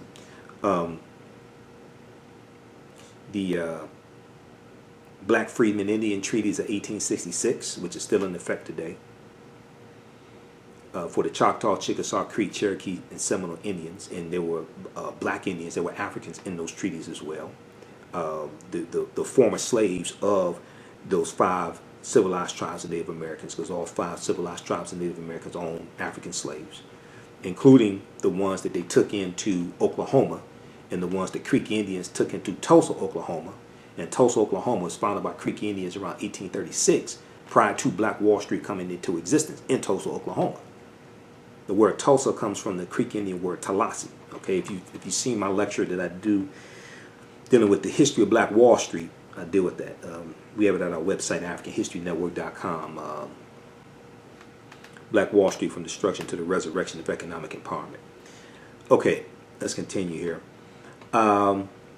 So laws had been passed and treaties had been signed, but half a century later, the deportation of Africans out of Africa and into the Americas continued.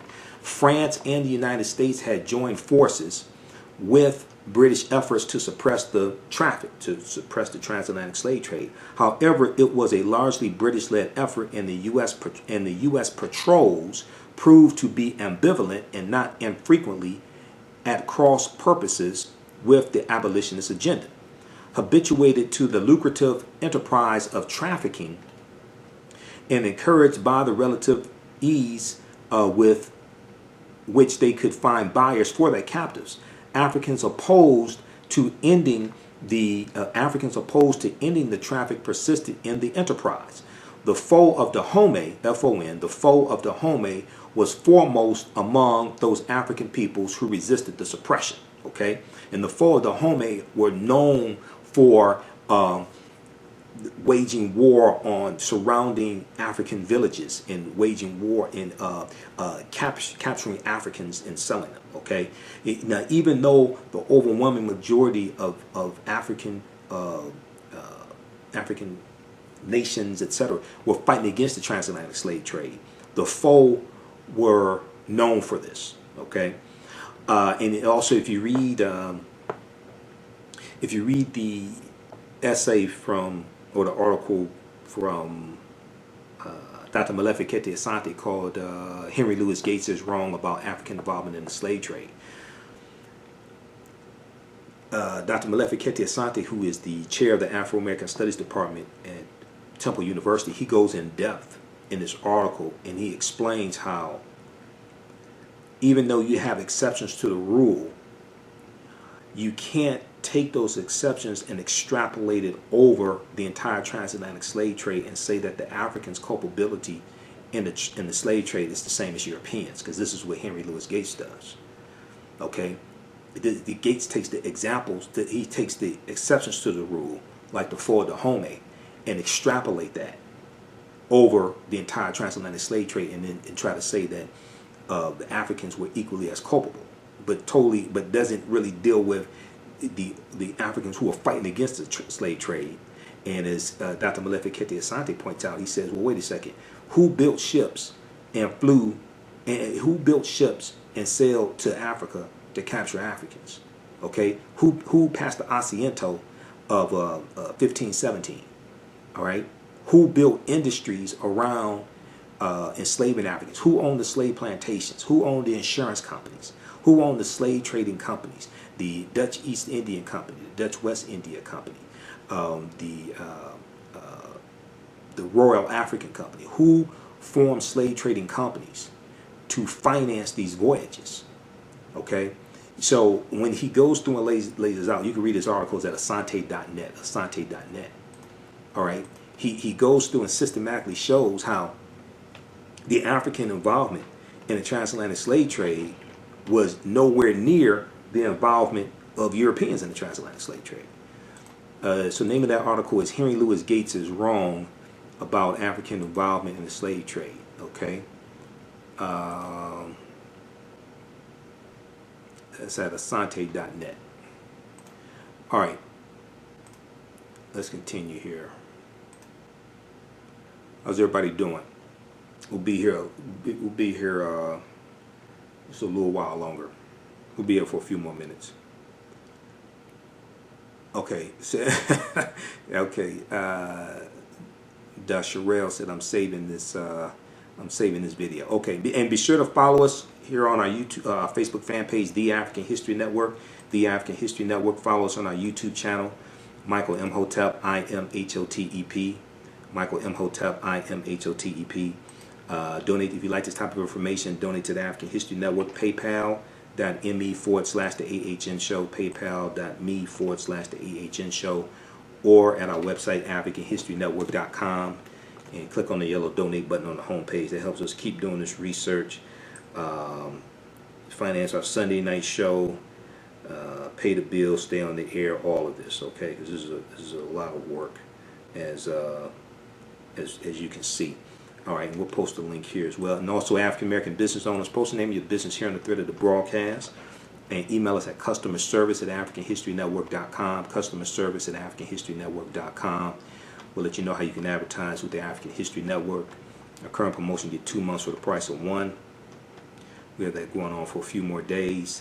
Customerservice@AfricanHistoryNetwork.com. All right, and also you can register for the new online course that I will be teaching, where we go deep into this history, ancient Kemet, the Moors, and the Ma'afa, understanding the transatlantic slave trade, what they didn't teach you in school.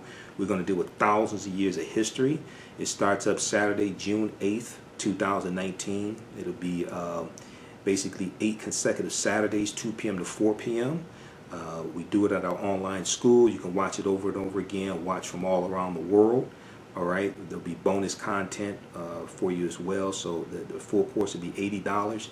It's going to blow you away. If you like this type of information, you'll be totally transformed by the class that I have coming up. Ancient Kemet, the Moors, and the Ma'afa, understanding the transatlantic slave trade, what they didn't teach you in school. Starts June 8th, 2019. It'll be 2 p.m. to 4 p.m. Eastern Standard Time. You'll be able to watch all around the world. All right, let's continue. Okay. Where'd I leave off? All right. So this is an excerpt from Baracoon, okay, by Zora Neale Hurston. All right, now, let's see, where did I leave off? Laws had been passed and treaties had been signed, but half a century later, the deportation of Africans out of Africa and into the Americas continued. France and the United States had joined forces with British efforts to suppress the traffic. However, it was a largely British-led effort, and the U.S. patrols proved to be ambivalent and not infrequently at cross purposes with the abolitionist agenda. Habituated to the lucrative enterprise of trafficking and encouraged by the relative ease with which they could find buyers for their captives, Africans opposed to ending the traffic persisted in the enterprise. The foe of Dahomey was foremost among those African people who resisted the suppression.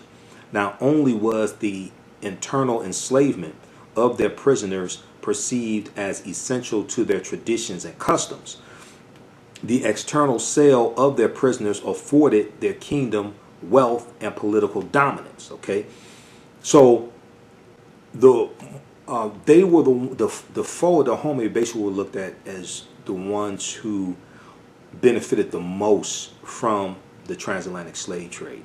Now, I take exception to their portrayal that Africans had slavery or had a tradition of slavery.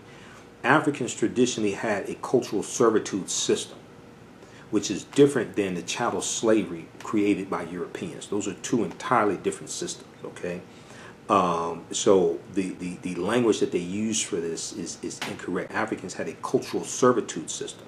And that cultural servitude system also incidentally served as their prisons, because they didn't have physical prisons, but the cultural servitude system also served as a prison system as well.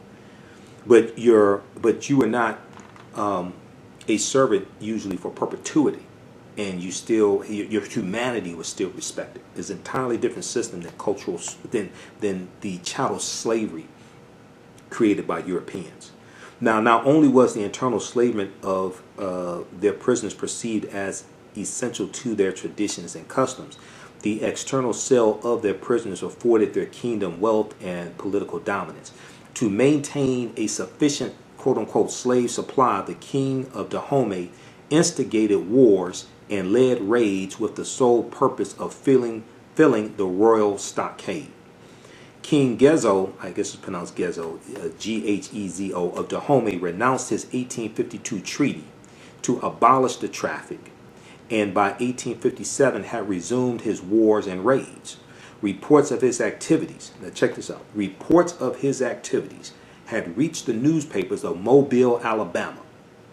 A November 9th, 1858, 2 years before the Clotilda set sail in March of 1860 going to Dahomey. A November 9th, 1858 article announced that quote, the king of Dahomey was driving a brisk trade at Ouidah, I guess it's pronounced Ouidah, okay, which is there in Dahomey. End quote. The article caught the attention of Timothy Meaher, a slaveholder who, like many pro-slavery Americans, wanted to maintain the transatlantic traffic, the transatlantic slave trade. In defiance of constitutional law, Timothy Meaher decided to import Africans illegally into the country and enslave them. In conspiracy with Timothy Meaher, William Foster, who was a captain, Captain William Foster, and William Foster was also the shipbuilder of the Clotilda, outfitted William Foster, along with Timothy Meaher, outfitted the ship for the transport of the quote-unquote contraband cargo. In July of 1860, he navigated toward the Bight of Benin. After 6 weeks of surviving storms and avoiding being overtaken by ships patrolling the waters, Captain William Foster anchored the Clotilda at the port there in Dahomey. Now, actually, it came into, I think the month that they list is a little off, because it actually comes into Mobile, Alabama, July 9th, 1860. It leaves for Dahomey in March of 1860. The Clotilda entered U.S. waters and docked at 12 Mile Island along the Mobile, Alabama River on July 9th, 1860. Okay, and this is from the article from the Washington Post. America's last slave ship is discovered in Alabama waters nearly 160 years later, archaeologists say. All right. Now, from 1801, so Zora Neale Hurston gives this background information here. From 1801 to 1866, an estimated 3.8 million Africans were exchanged for gold, guns, and other European and American merchandise. 3,873,600 from 1801 to 1866. Of that number, approximately 444,700 were deported from the Bight of Benin, Bight, which was controlled by Dahomey. And Dahomey is modern day Benin today. During the period from 1851 to 1860, approximately 22,500 Africans were exported.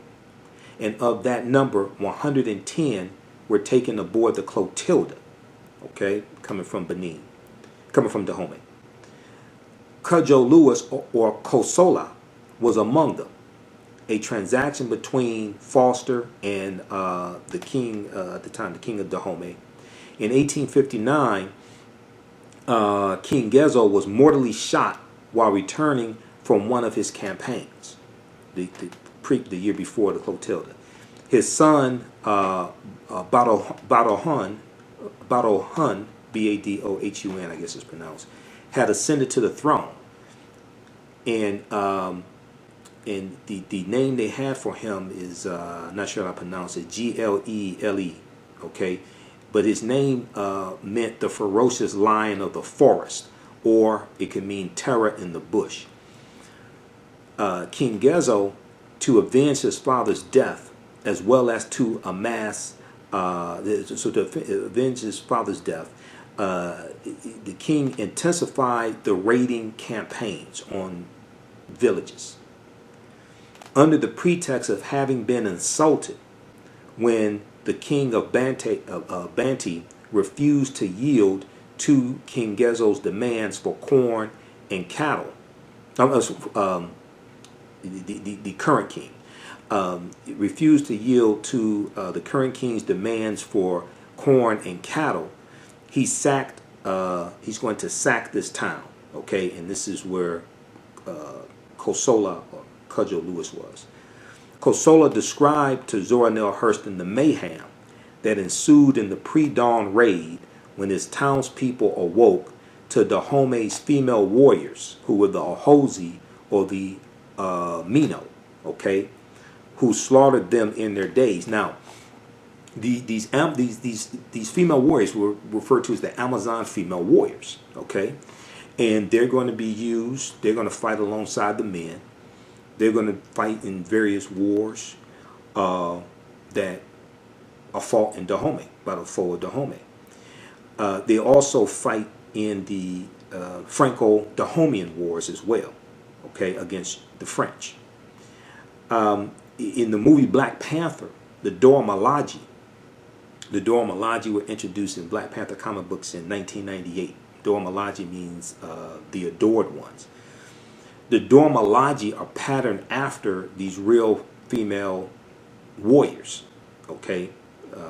These Dahomean female warriors. This is who the Dora Milaje are patterned after. Okay, so this doesn't mean the Dora Milaje are negative or anything like that, but this is all part of African history. But the Amazon warriors, and you've heard me talk about them before, they also fought against the Europeans as well. Now, it's also important to understand that African people, just like Europeans, because Europeans have been fighting and killing each other for hundreds of years. The Vandals, the Visigoths, the Jutes, the Anglos, the Saxons, the Picts, the Alans, the Lombards. They have been fighting and killing each other for hundreds of years. Europeans did not see themselves as all as one people. African people historically did not see themselves all as one people. Pan-Africanism, even though it is a important and essential concept, specifically because of white supremacy and racism, Pan-Africanism did not start in Africa. Pan-Africanism starts in the U.S. and the Caribbean in about the 18th century, okay, 1700s. Pan-Africanism did not start in Africa. Okay, so historically, African people did not see themselves all as one people, just as Europeans did not see themselves all as one people as well. Europeans have been killing each other for hundreds of years. You look at the History Channel had a multi-part series called The Barbarians, and it was, each installment, each 1 hour installment dealt with a different group of barbarians: the Vandals, the Visigoths, the Anglos, the Saxons, the Lombards, the Picts, the Alans, the Franks. Okay, and then these groups of barbarians organize themselves into kingdoms, and then these kingdoms are going to organize themselves into countries, and then these countries are going to continue to fight in World War I, fight in World War II. The Anglos and the Saxons come to Jamestown, Virginia in 1607. They end up setting up the 13 colonies. So just as Europeans did not see themselves all as one people, African people historically did not see themselves all as one people either. Okay, so Kosola described to Zora Neale Hurston the mayhem that ensued in the pre-dawn raid when his townspeople awoke to Dahome's female warriors who slaughtered them in their days. Those who tried to escape through the eight gates that surrounded the town were beheaded by the male warriors who were posted there. Kosola recalled the horror of seeing decapitated heads hanging about the belts of the warriors, and how on the second day the warriors stopped the march in order to smoke the heads. Through the clouds of smoke, he missed seeing the heads of his family and townspeople. Quote, "It is easy to see how few would have. It is easy to see how few would have looked on that sight too closely." End quote. It is easy to see how few would have looked on that site too closely, end quote, wrote a sympathetic Zora Neale Hurston. Okay, so that's an excerpt from Baracoon, okay, which is an account of the Clotilda Slave Ship, and it deals with interviews that Zora Neale Hurston did with Cudjo Lewis. All right, so this is further background information on this archaeological discovery. This is which ties directly into African history and African American history. Okay, so if we go back to the original article from National Geographic, last American slave ship is discovered in Alabama. When we look at how was this slave ship discovered, okay, so several attempts to locate the Clotilda's remains had been made over the years, but the mobile Tensas Delta is rife with oxbows and bayous, as well as scores of shipwrecks from more than 3 centuries of maritime activity. Then in January of 2018, Ben Raines, R-A-I-N-E-S, Ben Raines, a local journalist, and he also was a journalist for AL.com, if I remember correctly, Alabama.com.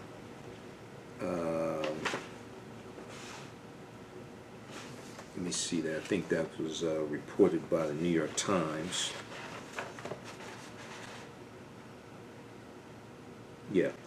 Ben Raines, in January 2018, when Ben Raines, a writer and documentarian who was then a reporter for AL.com, published an article in which he said he had found the remains of a ship that appeared to be the Clotilda. It turned out not to be the Clotilda. It was a false alarm, okay? But he reported that he had discovered the remains of a large wooden ship during an abnormally low tide. Now, the Alabama Historical Commission, AHC, which owns all abandoned ships in Alabama's state waters, called in the archaeology firm Search Inc., to investigate this ship, okay? So the vessel in question turned out to be another ship, but the false alarm focused national attention on the long-lost slave ship. The incident also prompted the Alabama Historical Commission to fund further research in partnership with the National Geographic Society and Search Inc. Okay, the National Geographic Society and Search Inc. Now, researchers combed through hundreds of original sources from the period and analyzed records of more than 2,000 ships that were operating in the Gulf of Mexico during the 1850s, because they're trying to identify, they have this ship, they're trying to identify, is this actually the Clotilda? This deals with the process of how they went through identifying that this ship that was recovered, that was burned, this is actually the Clotilda Slave Ship. Because on the side of the ship, it didn't say this is the Clotilda Slave Ship that brought Cudjo Lewis or Kosola that sailed in 1860. Okay, so how did they identify this? All right, so they analyzed more than 2,000 records of ships that were operating in the Gulf of Mexico during the late 1850s. They discovered that the Clotilda was one of only 5 Gulf-built schooners that were then insured with insurance companies. Registration documents provided detailed descriptions of the schooner or the ship, including its construction and dimensions. Now, the Clotilda was an atypical, meaning not typical, an atypical custom-built vessel, says maritime archaeologist James Delgado of Search Inc. He said, quote, there was only one Gulf-built schooner, 86 feet long, with a 23-foot beam and a 6-foot, 11-inch hold, and that was the Clotilda. Records also noted that the schooner was built of southern yellow pine planking over white oak frames.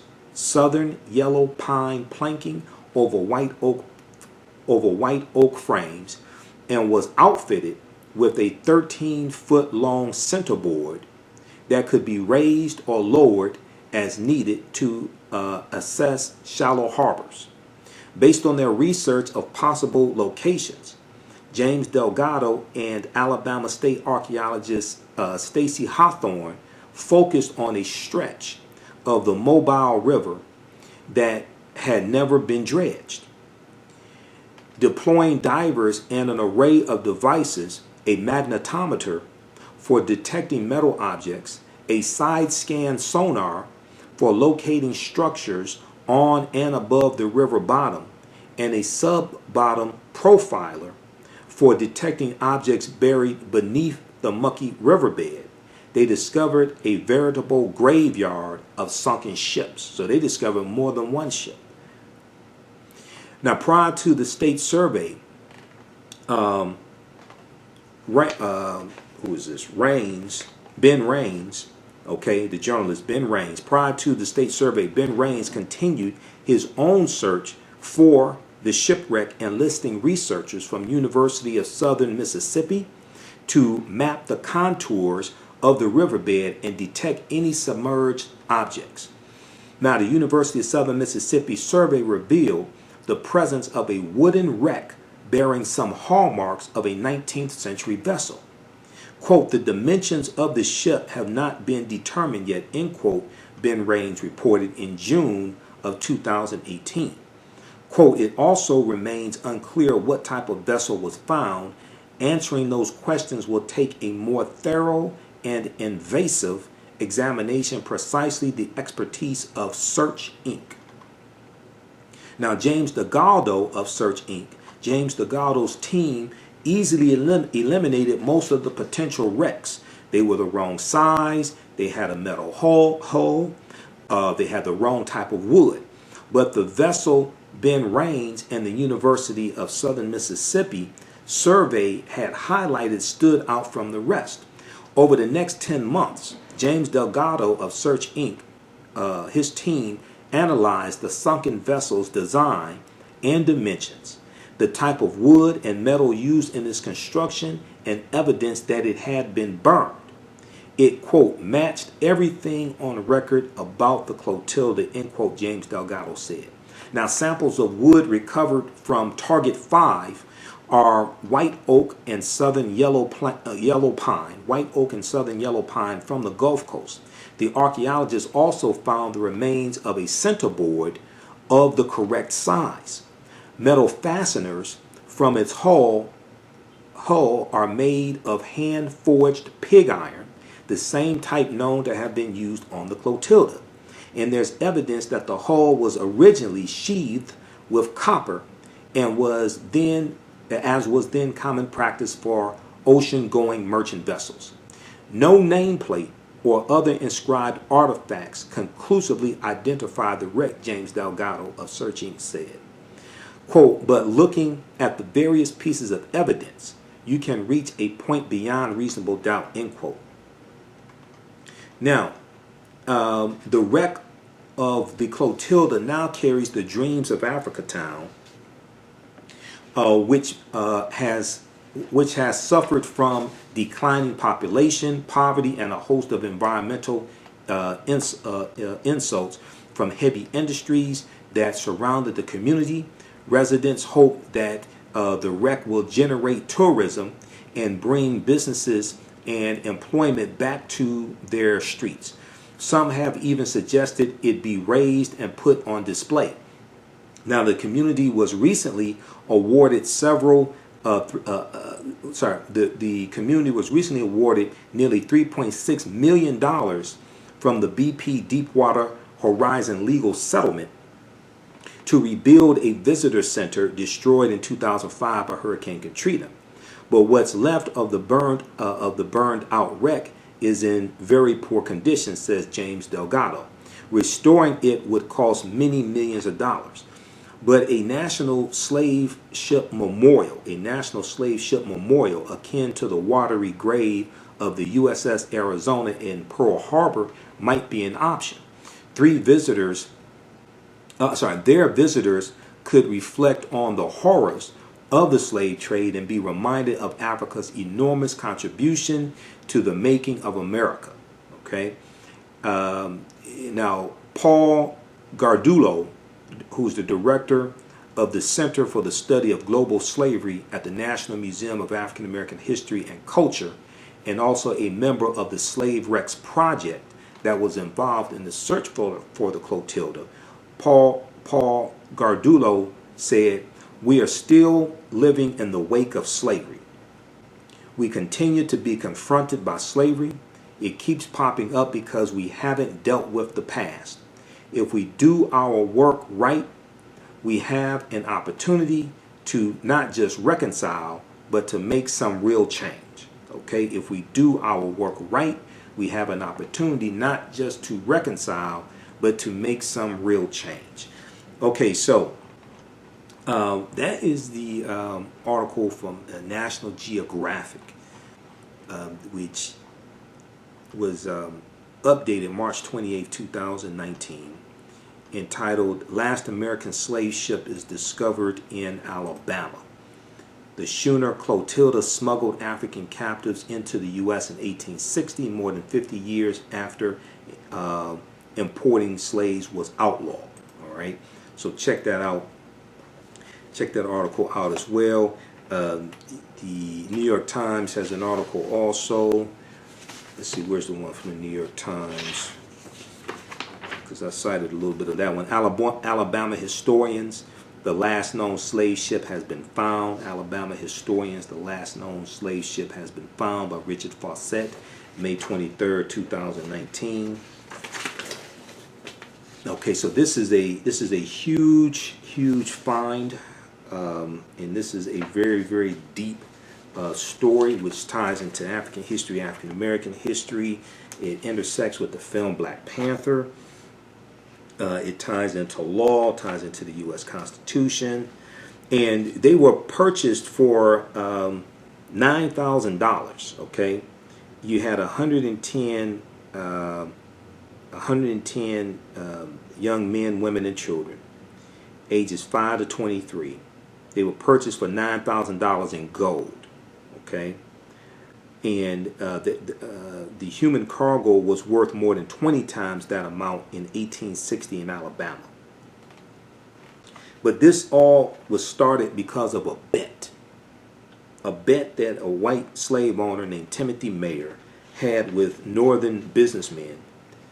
He bet them $1,000 reportedly that he could navigate around federal forces and bring these Africans into this country in 1860. So because of that, you had these Africans who were sold into slavery. All right. Okay. And then also look at the, I did a broadcast a couple months ago, I think it was in March or April, dealing with Radoshi. So the discovery of Radoshi, who was the last living known survivor of the Clotilda Slave Ship. Okay, so up until about April of 2019, we thought Cudjo Lewis was the last known survivor. He died in 1935. Radoshi, who was a female, died in 1937.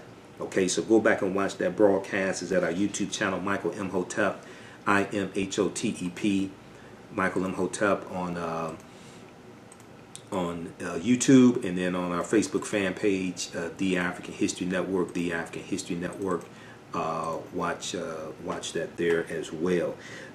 The article from the New York Times is called "She Survived a Slave Ship, the Civil War, and the Depression." Her name was Radoshi.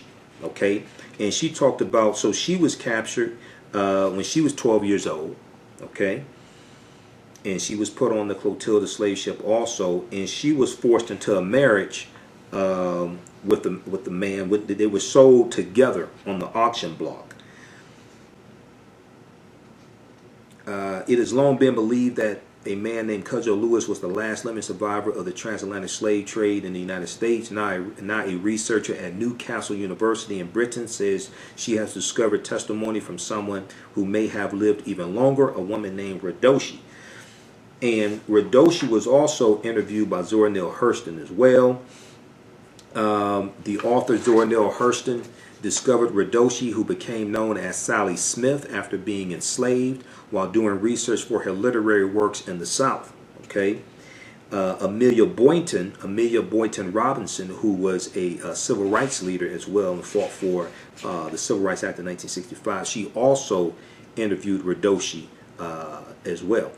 So Dr. Durkin wove together bits and pieces of Radoshi's life that were found in Zora Neale Hurston's unpublished writings and an interview she gave to the Montgomery Advisor newspaper, as well as in Bridge Across Jordan, a memoir by the civil rights leader Amelia Boynton Robinson.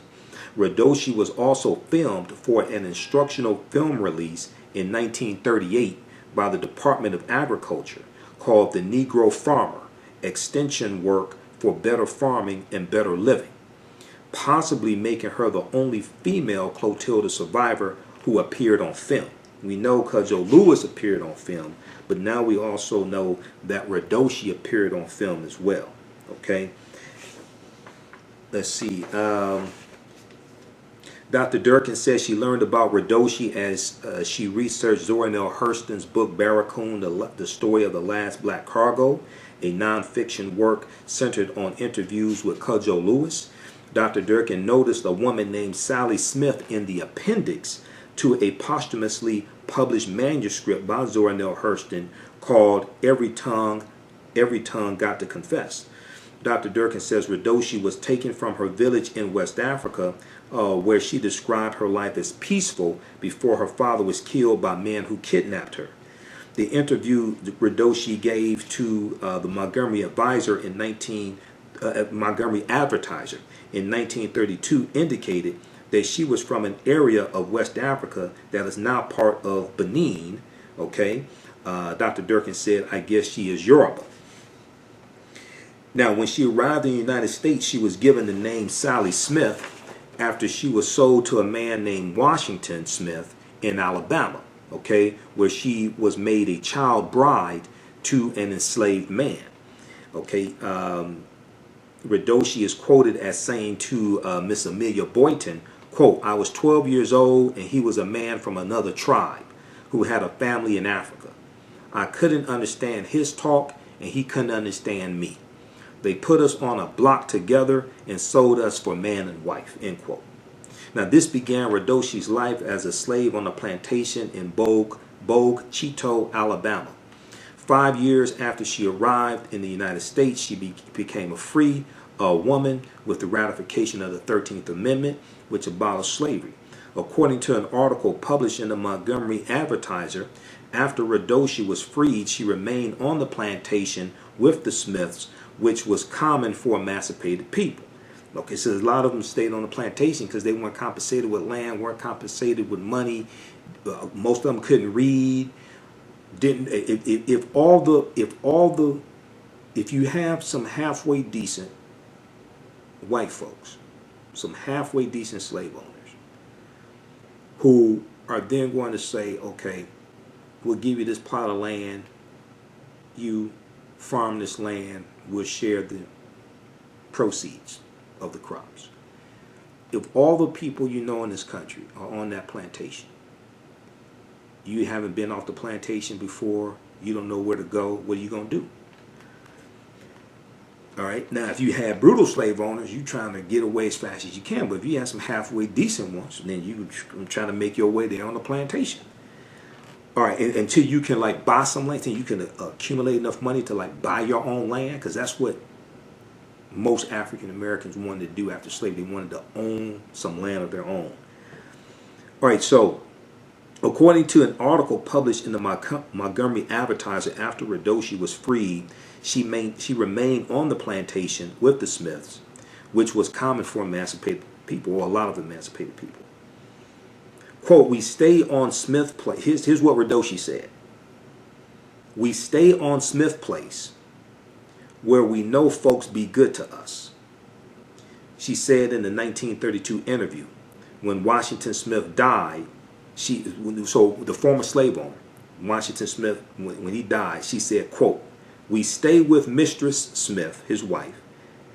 Quote, we love her and not want to leave, end quote. Who am I to tell her experience? This is what I'm trying to tell you. This is a very nuanced history. Who am I to tell her experience? So Dr. Durkin deduced from the memoir of Miss Amelia Boynton Robinson, the civil rights hero, who died in 2015, that while Redoshi stayed, when Redoshi was renamed Sally Smith, while Redoshi stayed on the plantation for the remainder of her life, she later owned land in Bogue Chitto, Alabama. According to Miss Amelia Boynton Robinson, around 6,000 acres in Bogue Chitto, Alabama, was owned and operated by African Americans. The land was inherited from formerly enslaved people who acquired it soon after slavery was abolished. Redoshi's life can provide a deeper understanding of the challenges and the narrow but previously unthinkable opportunities facing people as they emerge from slavery in the United States.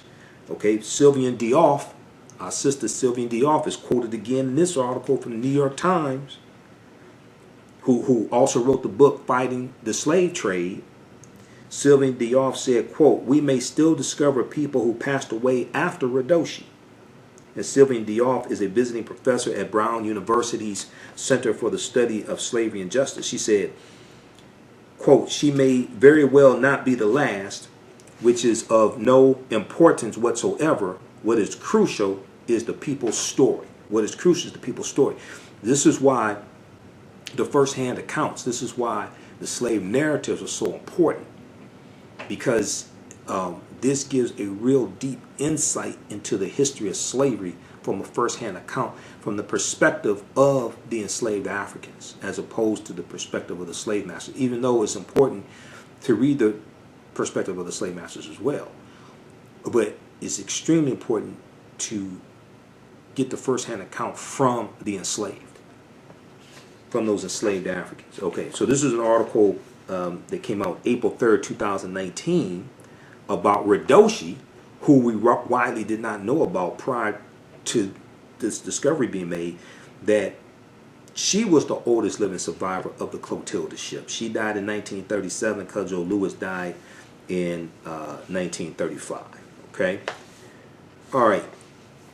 And J. Marie said we could read at that time. We could not read English. Some of us could read. Some of us could read Arabic, different African scripts. But it depends upon who the we was. Are you referring to Africans that were brought here from Africa? Or are you referring to multi-generational African Americans who were here enslaved? A lot of the multi-generational African Americans that were here enslaved could not read. Okay? Now you're going to have some who read surreptitiously, or who learn to read surreptitiously, who learn to read in secret. Now in Virginia, up until 1831, it was legal for slaves to learn to read and write in Virginia up until the Nat Turner Rebellion of 1831, because Nat Turner was literate. Then after the Nat Turner Rebellion, after he's executed, November 11th, 1831, the state legislature is going to pass a law that makes it illegal to teach slaves to learn to read and write. Prior to that, it was legal in Virginia, but a lot of the other states, it was illegal. So it depends upon which Africans you're talking about, okay, and when you're talking about. In my lectures, online courses, Teaching Hard History American Slavery. So this is Teaching Hard History American Slavery from the Southern Poverty Law Center, the 52-page study that deals with, it documents how the history of slavery has been incorrectly taught in schools across the country, in American schools, not just schools where African American children go, but American schools across the country, period. And it lays out ways to better teach the history of slavery. It was commissioned, it's a 52-page study. They had a commission of historians and educators to put this together. And one of the things they did was they did an online survey of 1,000 high school seniors, an online survey of 1,000 high school seniors. And they found that only 8% of high school seniors, 12th graders, knew that slavery was the central reason why the Civil War was fought. Only 8%. only 68%, and they found that 68% of high school seniors did not know that it took a constitutional amendment to formally end slavery, which was the 13th Amendment. So this has a wide-ranging impact when people don't understand the history of this country, one. Two, specifically the history of African Americans. This influences how they think, how they behave, how they act towards African Americans. This influences who they vote for, the laws they support. These 12th graders are going to go on to become judges, prosecuting attorneys, police officers, doctors, hiring managers for corporations, educators, etc. Okay, so they're going to become politicians. So this has a wide-ranging impact. All right, so check this out. Teaching Hard History American Slavery from the Southern Poverty Law Center, splcenter.org, splcenter.org. We'll post a link here again. This is the PDF of the study. You can download it. I took it to the printer and got it printed up. You can download this. All right, let's look quickly at your comments, and then we have another advertiser as well, Working with John Ray. Visit workingwithjohnray.com. Now, do you know what income shifting is? Okay, John Ray is Executive Vice President of MyEcon. MyEcon is a personal financial success company. It's African American owned. Income shifting takes the money. It allows you to take your money back from those who are taking it from you, and that's thousands of dollars a year saved. And MyEcon shows you how to earn more. Income shifting also is a group of financial strategies that allowed John Ray to go from living from paycheck to paycheck to investing and focusing on and not focusing on where the next check is coming from. Visit his website, workingwithjohnray.com, workingwithjohnray.com, R-A-Y, okay? Or text or call him at 248-929-2447, 248-929-2447. Okay, let's look at some of your comments here quickly.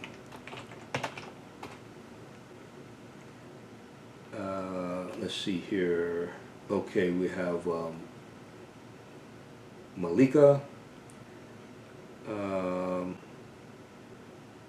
J. Marie, John. Who else we have here? Everybody share this broadcast on your Facebook page. Invite your friends to tune in also. Post your comments here if you have any questions before we get out of here. Jackie, some good articles. Okay, the Sherelle said we need to organize.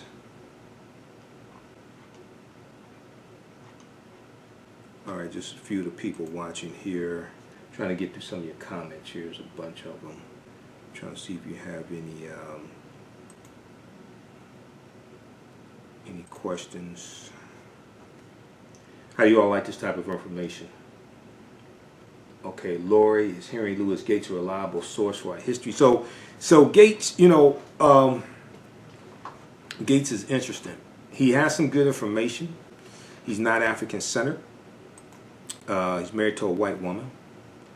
He has some good information. I've read dozens of his articles. I've read dozens of Gates articles.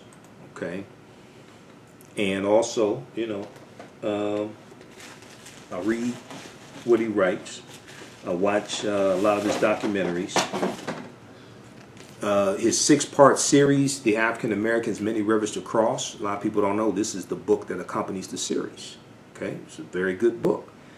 The African Americans, Many Rivers to Cross. Henry Louis Gates Jr. and Donald Yakovon.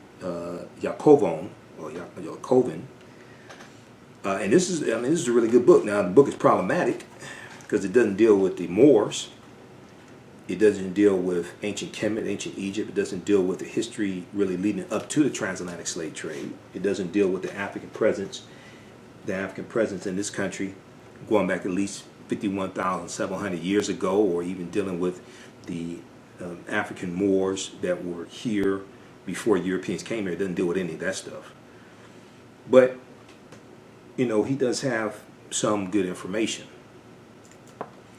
Some of it is problematic when he deals with African involvement in the slave trade compared to Europeans, because he's backed by European corporations. When you look at these documentaries that he does, like on PBS, things like this, he has a lot of funding. Even if you just look at the 6-part series, African Americans, Many Rivers to Cross, that's funded by white corporations and foundations, things like this. And what he does is he largely works to absolve Europeans of any responsibility in paying reparations by asserting that Africans were as equally culpable in the transatlantic slave trade as Europeans, and that's just false. That's just false. Even though he does, I've read dozens of his articles when he used to write articles for theroot.com. I read dozens of his articles, so he does do some good research. But that aspect is problematic. Okay? So, I mean, but he does have some good information, but it's limited. It's limited to a like 500-year period of time. Okay, it's limited and is dealing with the transatlantic slave trade episodically as opposed to chronologically. All right.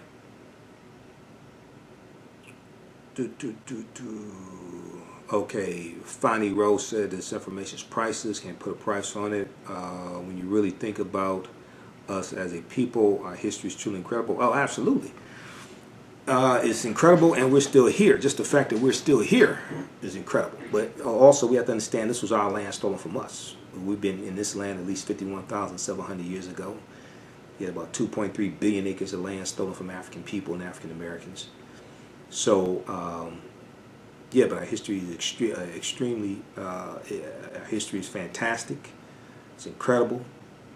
And African history and culture gives us our foundation. It gives us our VIPs, our values, our interests, and our principles, which is tied to our self-esteem, our self-development, our self-worth, how we perceive ourselves.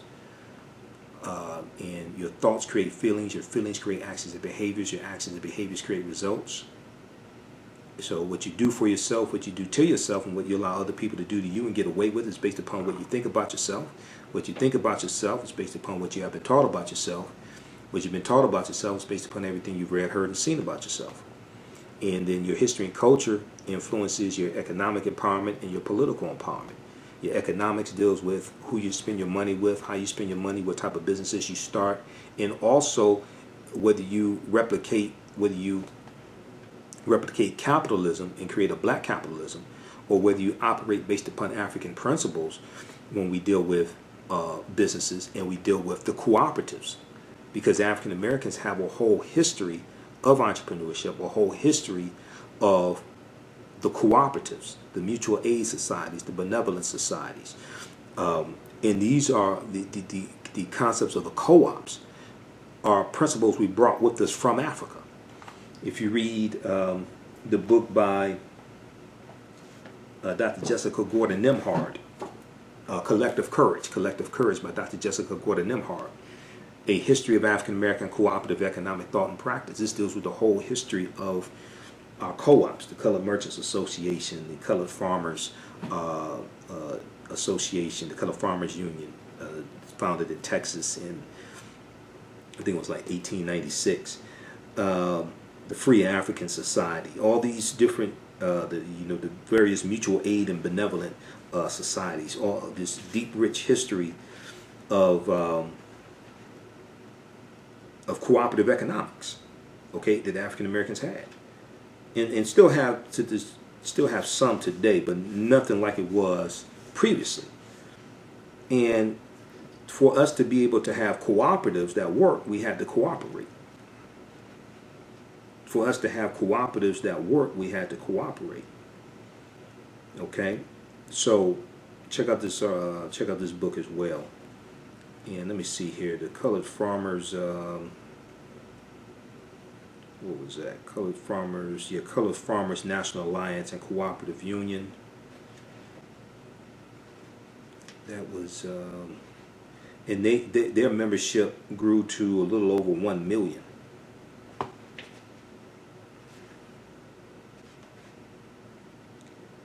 They were, it was about, about 1886 or so they were founded.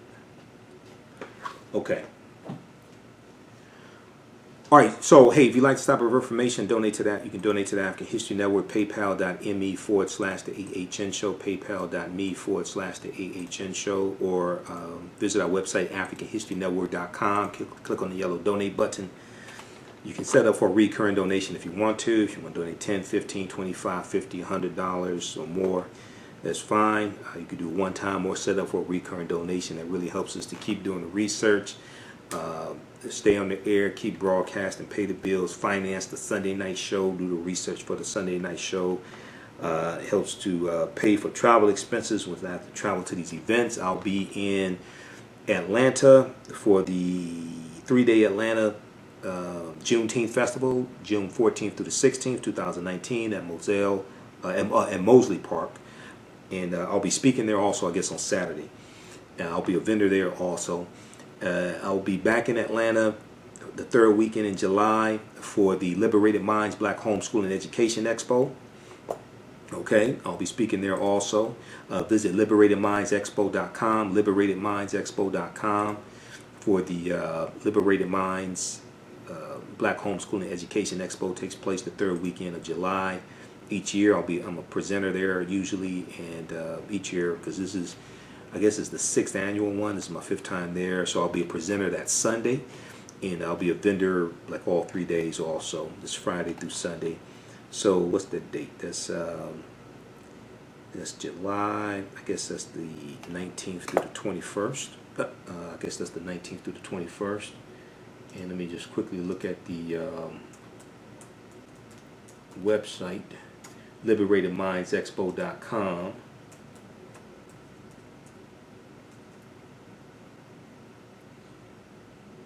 Look at the website quickly here to verify that date. Let's see, Liberated Mind, July 19th through the 21st. Yeah, so I'll be back in Atlanta for that. Okay. And if you want me to do a presentation for your group or organization, email me at customer service at africanhistorynetwork.com, customer service at africanhistorynetwork.com. You want me to do a presentation for your group or organization. All right, and African American business owners, email me at customer service at africanhistorynetwork.com. I'll let you know how you can advertise with the African History Network also. Okay, and let's see, we have a new advertiser as well. So if you like soul food, you want to check out Mercedes Waffles and More. Mercedes Waffles and More. Now, they are a catering only business. Visit their website, mercedeswafflesandmore.com, mercedeswafflesandmore.com. They service the New Jersey area and also part of New York and also New York City as well. And they'll have a vendor table at the Multicultural Festival, June 1st, 2019, from 11 a.m. to 5 p.m. This is taking place in New York City. Now, at Mercedes Waffles and More, they want people to come together and have food that tastes good, feels good, and is good for you. Okay? Now, it is the ultimate comfort food. It's soul food made with vegan and vegetarian ingredients. Vegan and vegetarian ingredients. Their food provides that home cooked meal feeling while being mindful of each person's nutritional needs. Okay, so visit their website, mercedeswafflesandmore.com, to cater your next event, or or call them at area code 914-200-4493, 914-200-4493, and look out for them at the Multicultural Festival in New York City, June 1st, 2019. They'll be there 11 a.m. to 5 p.m. Visit their website, mercedeswafflesandmore.com. You remember the song by Pebbles? Do you want to ride in my Mercedes, boy? Okay, so I would say, do you want to ride in my Mercedes, girl, even though I don't have a Mercedes? But still, you can check out this Mercedes, mercedeswafflesandmore.com. All right. Okay, so look, hey, we have to get out of here. Remember, at the African History Network, we focus on educating, empowering, and inspiring people of African descent throughout the diaspora and around the world. because right knowledge corrects wrong behavior. What you do for yourself, what you do to yourself, and what you allow other people to do to you and get away with is based upon what you think about yourself. What you think about yourself is based upon what you have been taught about yourself. What you've been taught about yourself is based upon everything you've read, heard, and seen about yourself. Remember, right knowledge corrects wrong behavior. It's not over till we win. Wakanda forever. We'll talk to you next time. Peace.